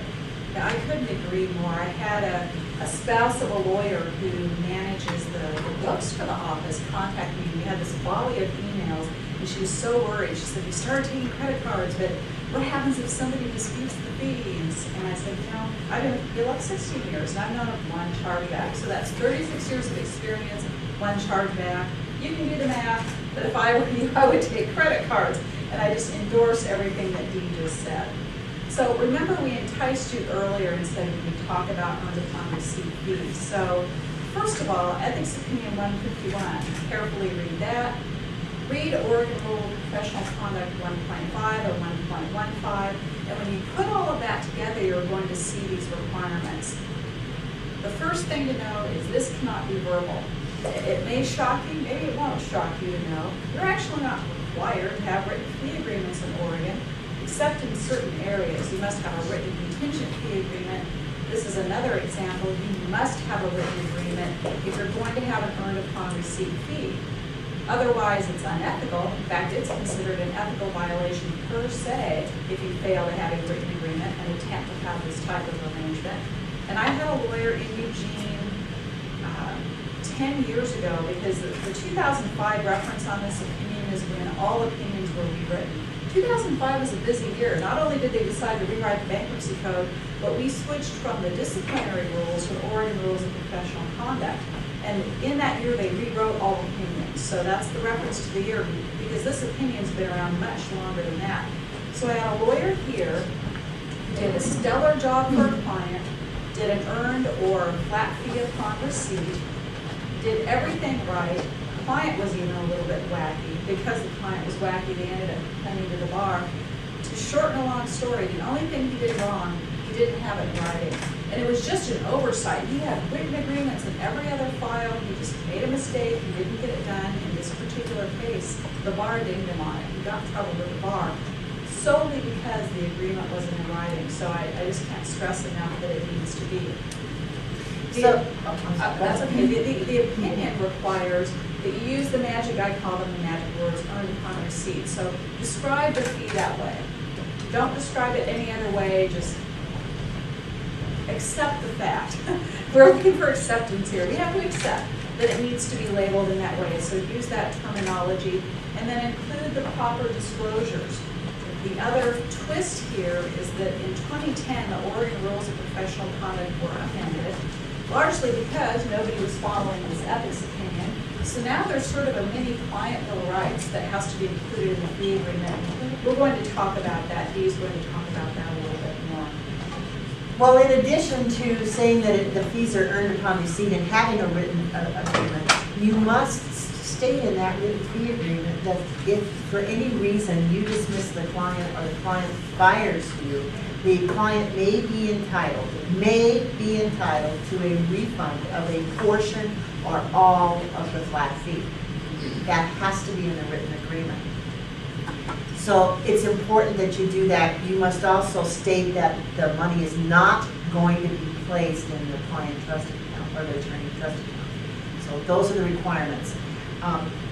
We highly recommend, if you read the ethical opinions and you read ORPC 8.4, you will see that it is probably not a good way to go to use the word non-refundable. I actually saw an attorney who had an agreement that he called it a non-refundable retainer. Excuse me, that's like a giant shrimp. Or military intelligence, you know, they're definitely... But no offense to the troops. No offense to the troops. So, non-refundable is a bad word to use because there's no such thing in Oregon as non-refundable.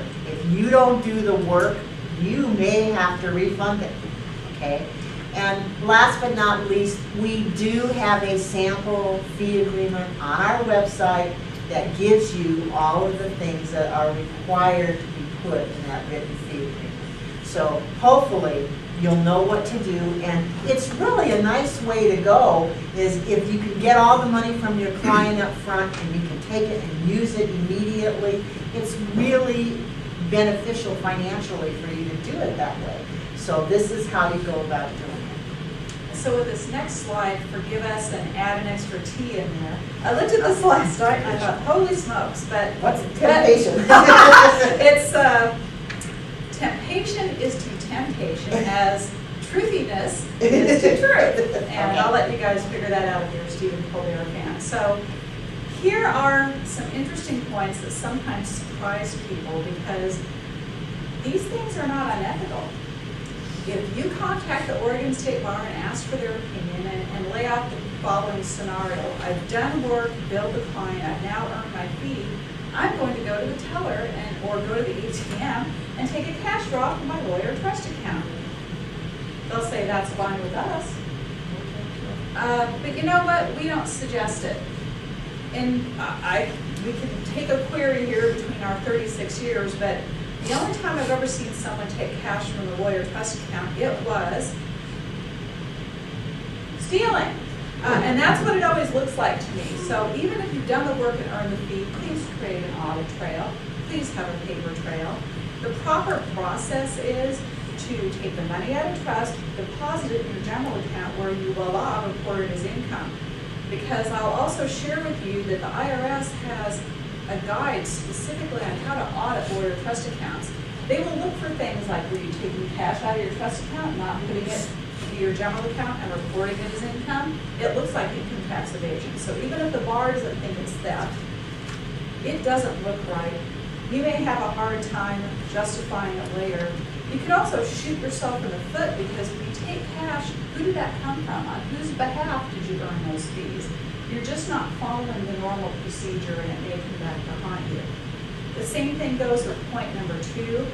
For many years, the PLF had a policy that if you tried to come to our office and pay for our $900 worth of coverage, It's worth it. but if you wrote the check from your trust account, we'd hand it back. Because what does that look like again? It looks like you don't have enough money and you're taking from your clients and you really haven't earned the fees yet.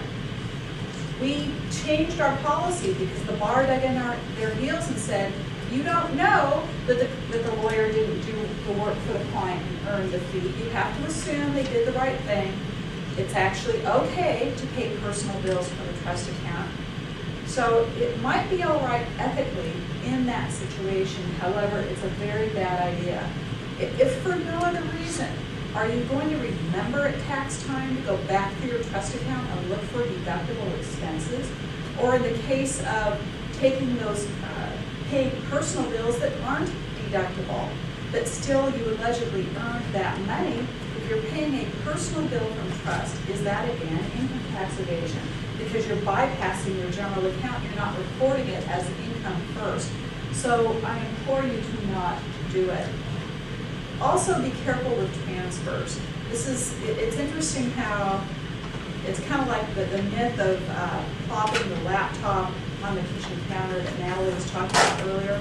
This is something I've had people repeat back to me and say, oh my gosh, the PLF prohibits this. No. Please listen carefully. Here's the situation with transfers.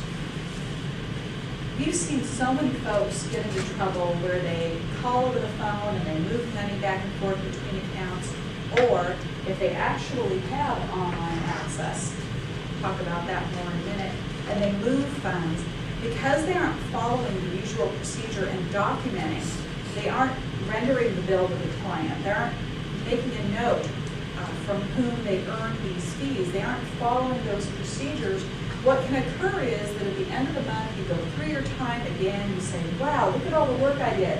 I am going to sit down and bill my clients now. They'll take the money a second time because they didn't keep the proper paper trail on the first go around. That's our worry.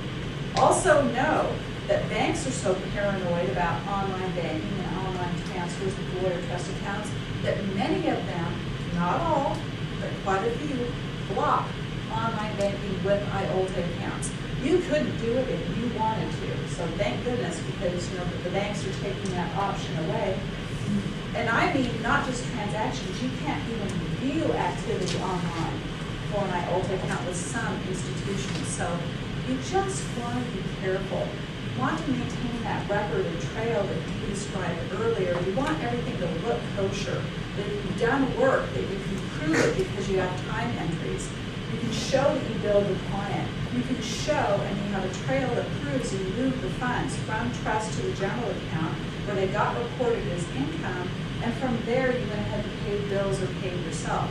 That's the flow that we're looking for. And if others have access to any of your trust account funds, or even general account funds, you need to take care to protect those accounts. We have seen many, Bev and I can tell you many, many horror stories. And it's not just staff.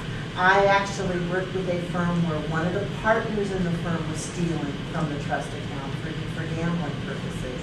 So it isn't that we're trying to make staff look bad, but certainly we have seen, I saw one legal assistant, I thought, I can't believe she actually did that, would go to the bank and get a counter check from the bank on a guardianship account to pay a mortgage payment every month. And then what she would do when the bank statement came in, she was really good at technology, she would scan the bank statement in and then make changes to the bank statement, fold up the copy, put it back in the envelope and give it to the attorney, and the attorney had no idea what the true balance in that guardianship account was. And she managed to embezzle over $14,000 from that guardianship. So, you know, there are all different ways they can do it. Another paralegal, I thought this was really interesting. She would double pay bills, and then she'd call the provider and say, oh, we paid that twice, would you send us a refund check? And then she'd negotiate the refund check. So everything looked good and square on the accounting because there were 2 checks that the attorney signed, but there was a refund check that she negotiated. So you need to be really careful and make sure that it doesn't take that much to bond your employees. And you can bond a position. You don't have to bond a named employee. You can actually bond a position, and it doesn't cost very much. It's easy to do.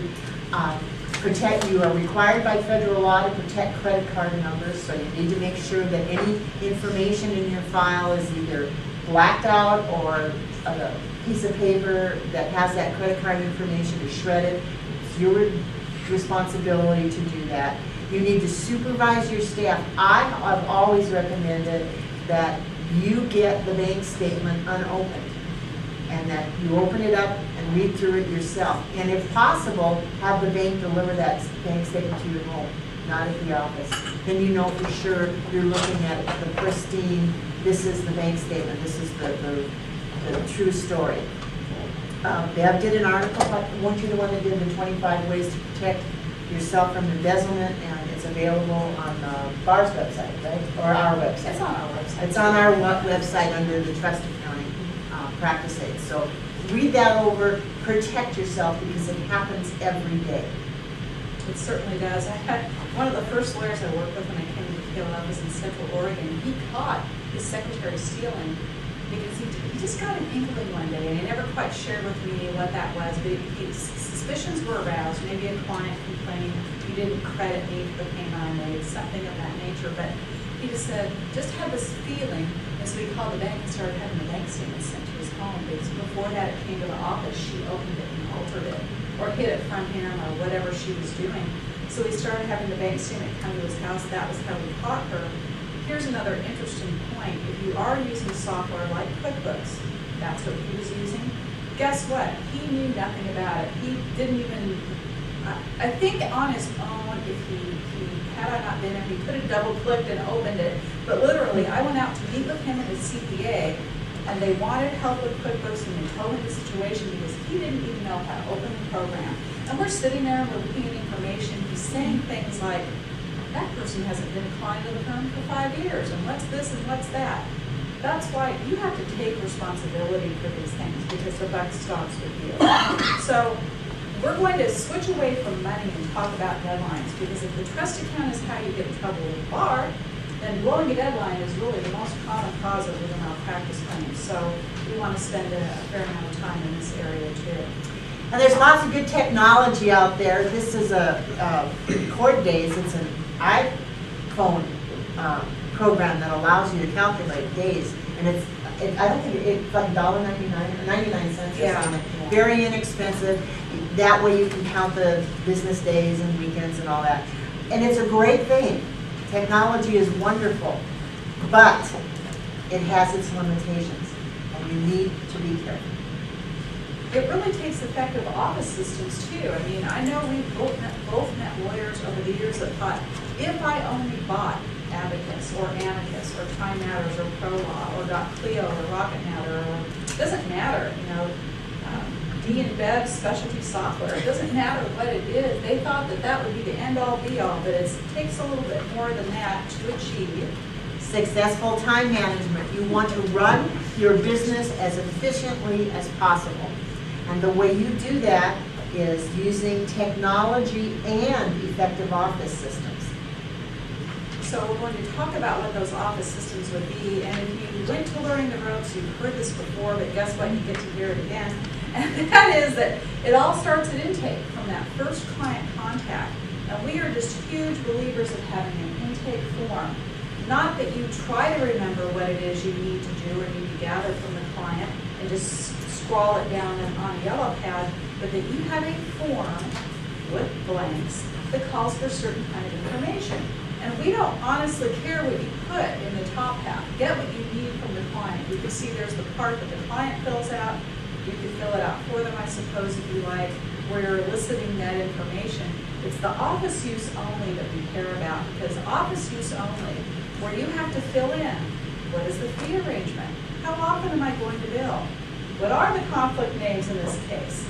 What is the statute date? How often am I going to review the file? All that docket control piece. The part at the bottom, gee, I checked conflicts. The engagement letter got sent. This really amounts, it's no mistake, this amounts to a file opening checklist, because that bottom portion are all the things that you have to think about and the systems you have to interact with whenever you open a new file. If you need more than that top half from the client, put the office use on the other side.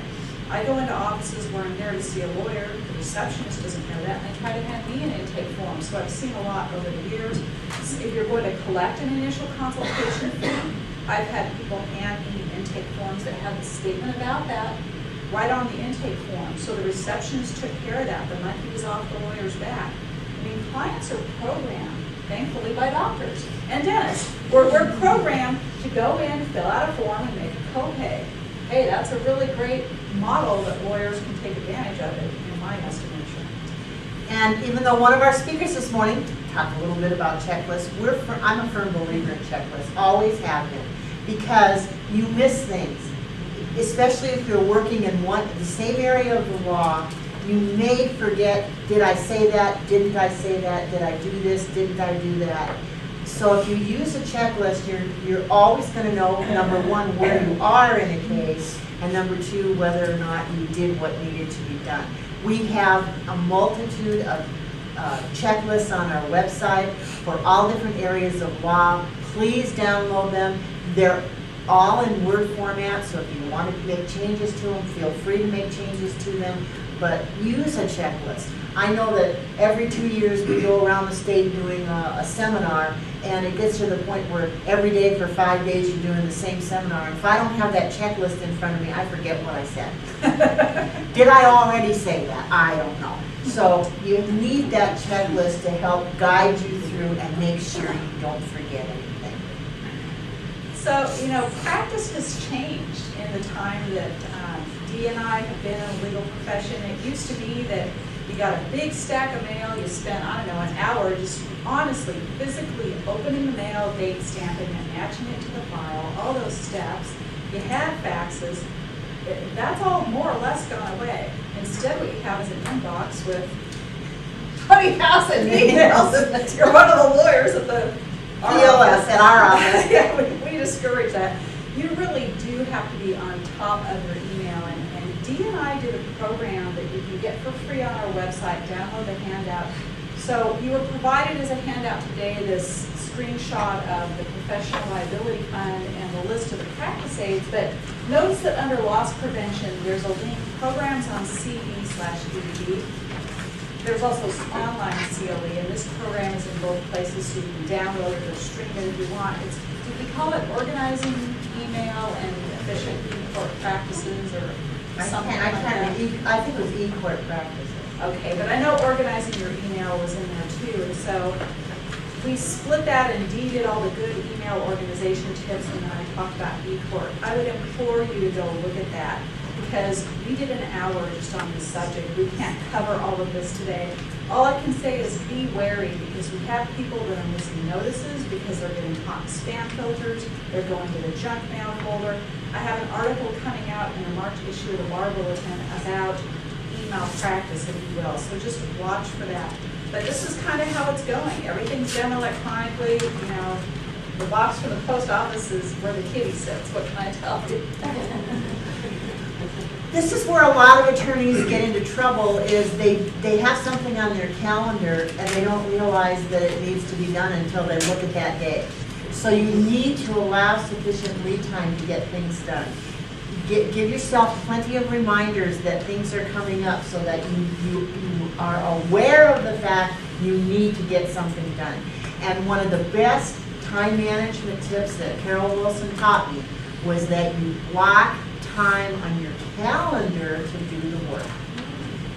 Because what happens is you fill up your entire calendar with appointments and court hearings and depositions and all those things, and then you have all this work to do, and what are you going to do it?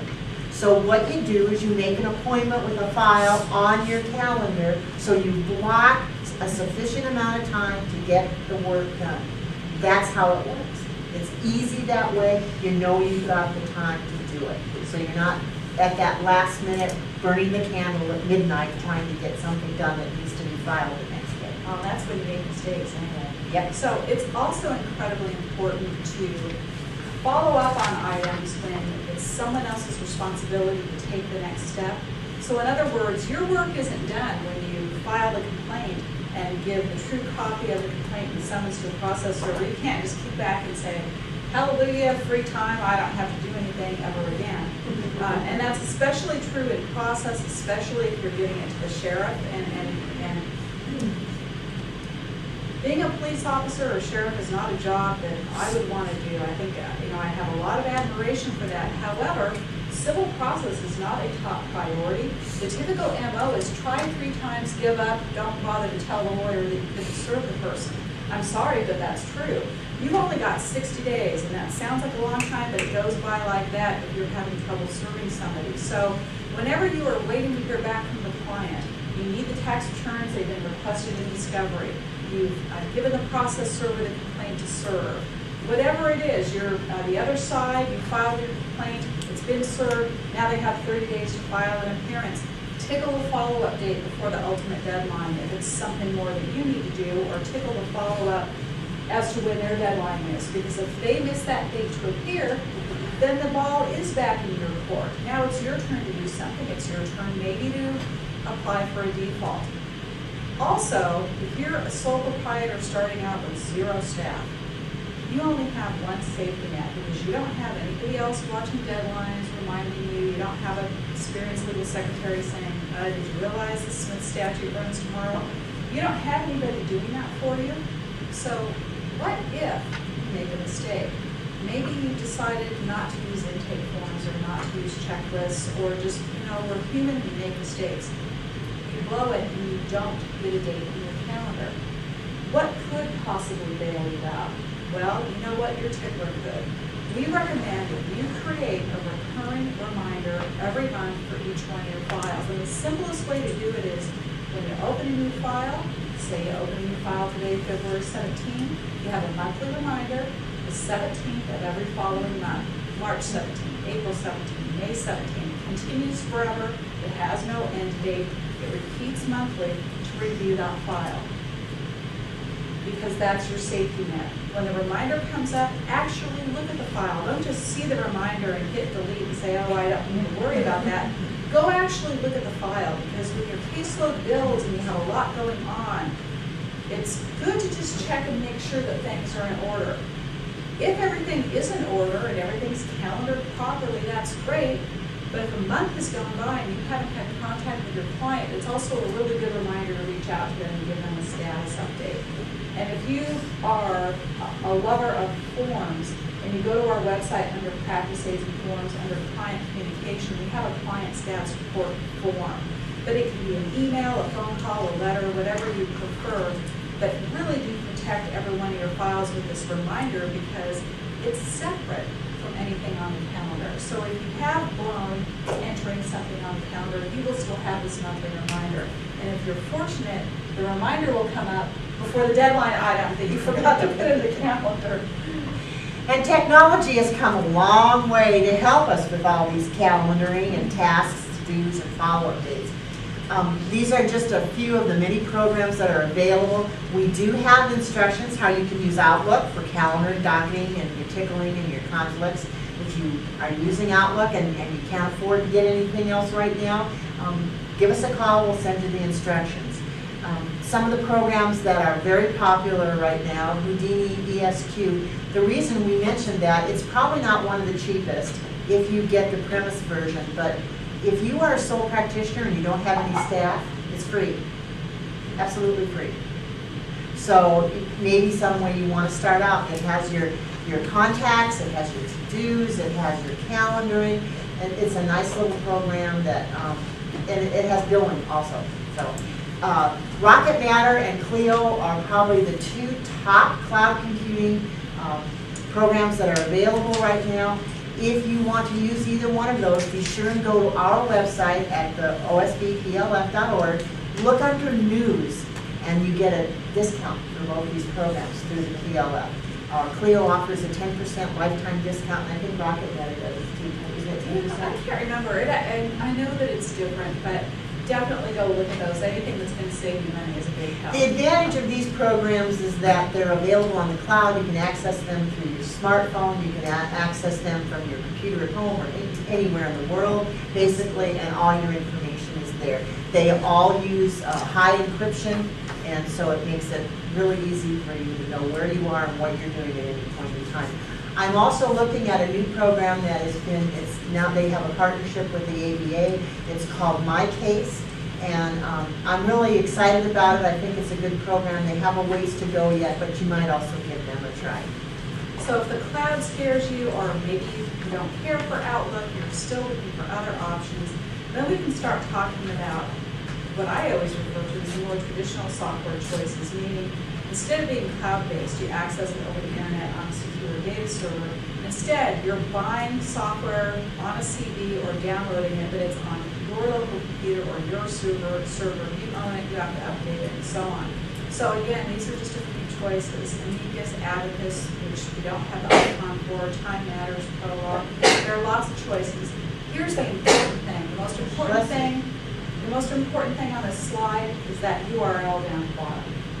Enter that in your browser, because what that will take you to is a product comparison chart prepared by the American Bar Association Legal Technology Resource Center, and it will compare these programs, the cloud computing programs we were just looking at. I don't think it has My Case.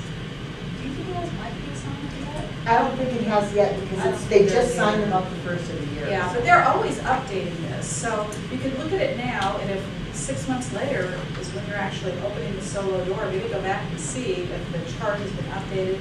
They have litigation software comparison charts, time and billing software comparison charts. The ABA Legal Technology Resource Center is a really good thing to know about. If you're an ABA member, they'll do technology research for you. I mean, they provide a lot of services. But even for non-members, the published material is accessible. You don't have to be an ABA member to get access to it. Our last topic today is going to be conflicts, and it doesn't matter what area of law you work in, you need a conflict system. Every lawyer needs it. I had a bankruptcy lawyer tell me one time, well, I don't need a conflict system, I just deal with bankrupts and creditors. And I looked at him and I said, well, did you ever have a client who was filed a bankruptcy who owed money to another client who had a small business who was filing bankruptcy? You can't collect money from one client to pay another client. It doesn't matter what area of law you work in, you need a conflict system. Yeah, that's absolutely, I've heard the same excuse. And then the problem is that just because you limit your practice to representing one side, only the plaintiff, only the defendant, only the creditor or debtor in a bankruptcy, I'm sorry, but creditors, say they only do debtor bankruptcy. Creditors aren't just Macy's and Nordstrom and Chevron or whomever. It could be Dean Bev's tea shop, and Dean Bev could be the next debtor that comes in and needs to file, and you can't represent those individuals in that situation. It also doesn't matter if you say only do criminal defense. I've had people tell me, all I do is criminal defense. The other side's always the state of Oregon. Why do I need a conflict system? Well, the last time I checked, there are victims in criminal cases. There could be co-defendants. I met with a lawyer in the Northern Oregon coast who told me an interesting story. She said, I went to the fair in Clatsop County, and she said, I was talking to this person, and they came up to me, and we were chatting away, and she was, at that time, a sole proprietor in a criminal defense practice, but she started at the DA's office, and so she just assumed, she kind of recognized the face, but couldn't quite figure out who it was, and the person didn't say, hi, I'm Dee. So she just kept thinking, well, it must be a victim. It must be a victim that I helped. Well, later she realized, that was somebody I prosecuted. I mean, you just don't remember everybody either. And practicing by yourself is also no excuse.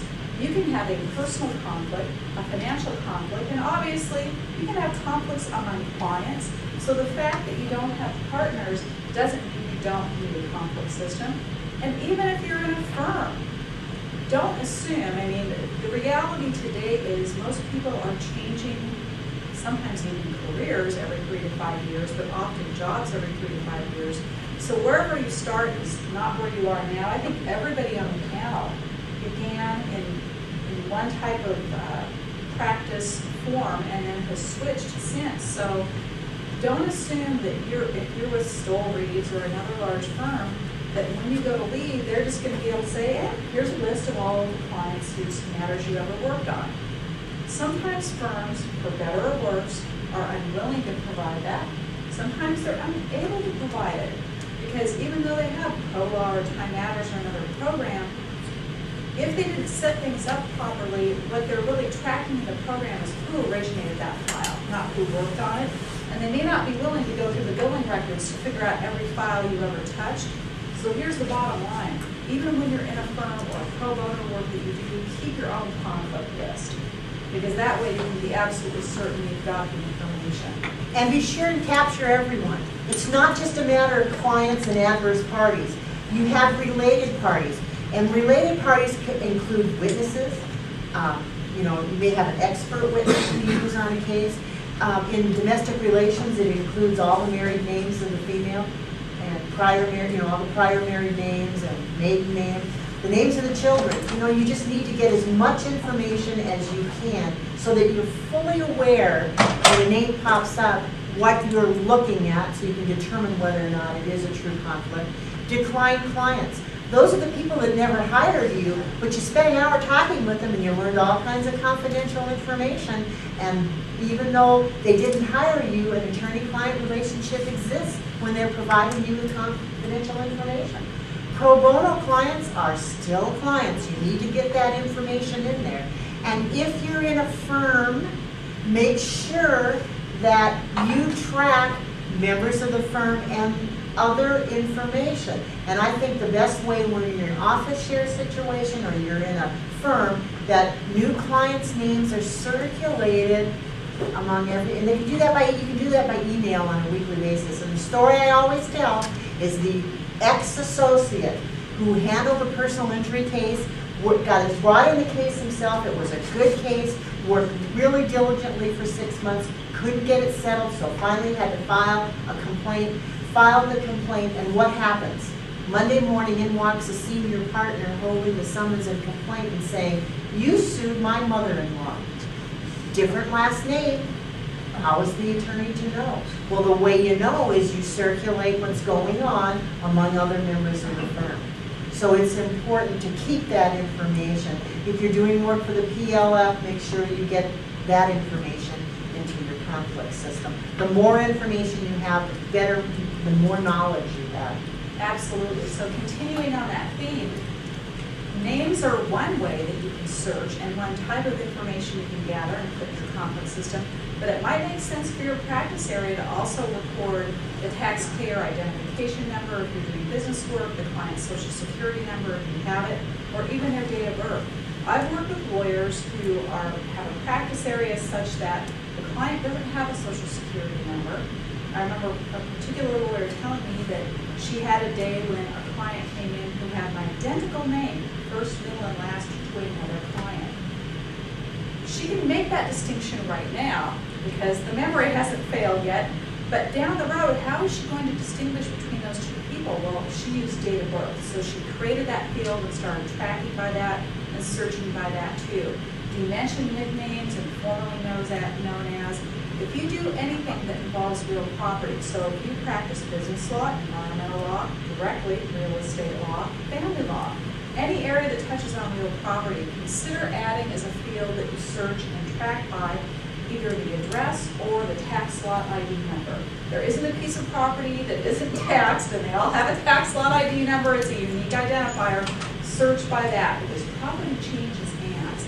I know Dee was working with a lawyer one time who, thankfully, this bailed her out because she had somebody come in about a water rights dispute. So she ran a conflict search of the names.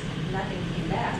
Then she thought, aha, I've been entering these addresses all this time because Dee told me to. Maybe I should search by the address. And a hit came up. And not only did she realize she had a conflict, but she also had to call us because she had a potential malpractice claim. It turns out that the water rights dispute might relate back to work that she did the last time she touched that file. And again, she didn't catch it by names. Property can be bought and sold and bought and sold. So run that property address through the system also. And when do you run your conflict checks? Well, obviously at first contact. And it's really a good idea that when you get the first initial phone call, that's why having your conflict system in a database of some sort, you can check immediately when they're first calling to make an appointment for you, with you. You can run their name through the conflict system. When you open the file, that's when you've had the contact with your client, they've now hired you as their attorney, and they've given you much more information about the matter you're going to be working on, so you run another conflict check. And then any time a new party is added to a case, you want to be sure and check that. And that's probably the one that's overlooked the most. But if you can remember, you should remember that any time a new name pops up, run that through your conflict system. And we do have, as part of our closing file checklist, when you close your file, you'll run through and make sure that everything got entered into your conflict system. It's a double check at the end. And we appreciate your patience. I know we started this segment a little late, so we're running a little bit over, but we'll finish up quickly. Depending upon it, so we recommend you use a database. Well, depending upon the database you use, it may or may not generate a formal conflict report for you, but do create some kind of record that you ran a conflict search. You can do notes to the file, memo to the file. It can be electronic. You can have paper. It doesn't matter. If you're looking for a form that will neatly tie all this together, if you go to our website, Practice A's and Forms, Conflict of Interest, we have a standalone form called Request for Conflict Search and System Entry, where you fill in the blanks. And the keys are to note the client on whose behalf this check was run, the matter, the date, the time, the names you searched for, and the results. If no names came back, great. If names were returned, why are they not in a conflict? And that's what you want to document in your system. There are some dedicated software for conflict checks, and any of your case management programs have built-in conflict checks. But these are standalone. You can use Outlook, obviously. We can show you how to do that in your conflicts. Anytime Organizer is a cheap little $29 calendaring system that happens to have an address book, and in that address book, for all your clients, there's a note section where you can put all your conflict information. And it's cheap, easy way to do it. RTG actually has, in addition to their billing software, they have conflict software. It's around $100, and it's very thorough. And Chaos software also, Time and Chaos has a built-in conflict system. So these are inexpensive choices that are easy to use and easy to set up. So I greatly admire all the work that Al Gore did as Vice President of the United States, all the work he's done on global warming and the environment. But nonetheless, he's not the best example to follow for purposes of, you can have the 3 cool monitors, but I think the rest of it, we might take a little bit of exception to. I was talking about the attorney's office. I walked in and it looked like a Sears blew up because everything was everywhere, but it happens. So in summary, we want to make sure that you manage your trust funds correctly and you watch those deadlines and you are aware of conflicts and you're doing conflict checks and have a good conflict system. So we're happy we've got about 2 minutes left. If you have 2 minutes for the questions, we're happy to take them. Let me just very, very quickly say, though, that on March 16th, we're offering a program on how to start and maintain a profitable law practice. They'll be offered via webcast. It's a full-day program. It's worth, I think, 6.25 MCLE credits, some portion of which is ethical. We're flying in a speaker who has written a book for the ABA on this subject matter. We're also going to have Dick Slotty from Lewis and Clark, whom I took consumer law from 26 plus years ago, probably about 30 years ago now, who's an excellent speaker who will talk about collections, and then Dee and I and Sheila will be talking about fee agreements. So if you go to the PLF website, osdplf.org, upcoming seminars, it's the only program listed there right now, so you can sign up for that and consider joining the webcast. And of course, last but not least, please give us a call if you need help. Our help is free, and everything you're protected by statute is all confidential. Call us anytime. We try and return our phone calls within 24 hours and answer our email even when we're on the road. So please give us a call. It's a free service from the PLF. Please utilize it. and I see part of that fell off the page, but trust us, it is confidential. So if you do have a question. Yeah, I had a question about some new services on the internet. One good thing about the internet is people are always figuring out new ways to do things, but there's different services for, I don't know if they're referrals or how would it be classified, but one in particular that I'm wondering about is E-Lands, and then do you have, has the PLF vetted any of these places and figured out whether it's ethical to join?